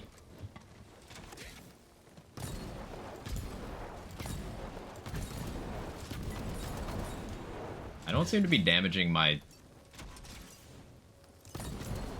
shield at all. I'm just getting the dot.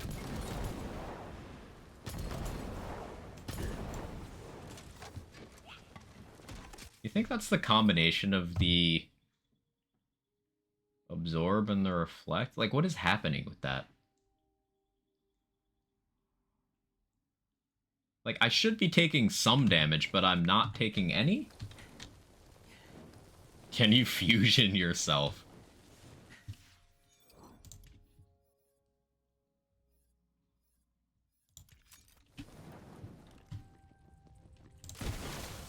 Ow, ow, ow, ow, ow. Too much damage. Hang on, I need a weaker gun.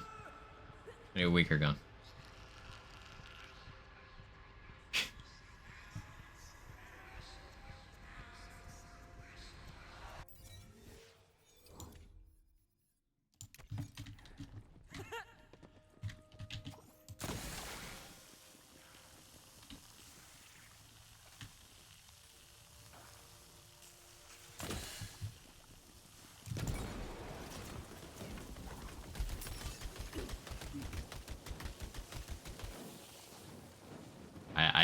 I don't hear myself exploding. He'll heal you, can't be bothered to walk over to you. Dragonlord heals you. He gets you up, but only if you go to him. Like, he will gladly watch you die if you're here. But if you're here, he'll be like, fuck it.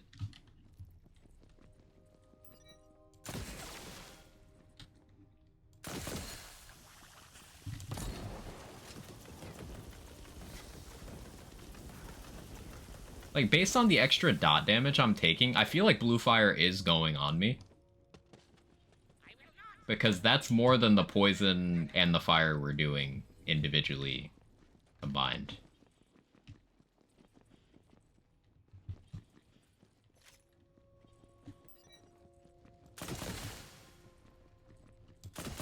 So 3 feet lens ahead, 6 feet yeet.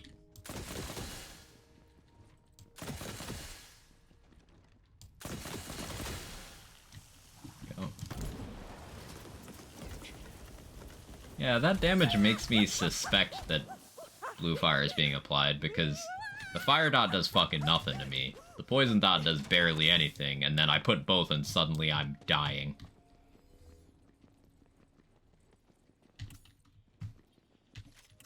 Okay, so maybe next stream we do some rocket jump science with the sunburst. See what happens. But actually ending now. Nobody raid me, nobody raid me, nobody raid me. Thank you again, Pascaroni, for bringing the love over here. I appreciate it. It means the world. So he was doing the thing. Gage is playing Hell Let Loose. I have no idea what that game is. Tizzle's on Diablo 3. BZK's on BL3. Pilot's on BL2. Fan is on BL1. Let's go to Gage. I've enjoyed hanging out there.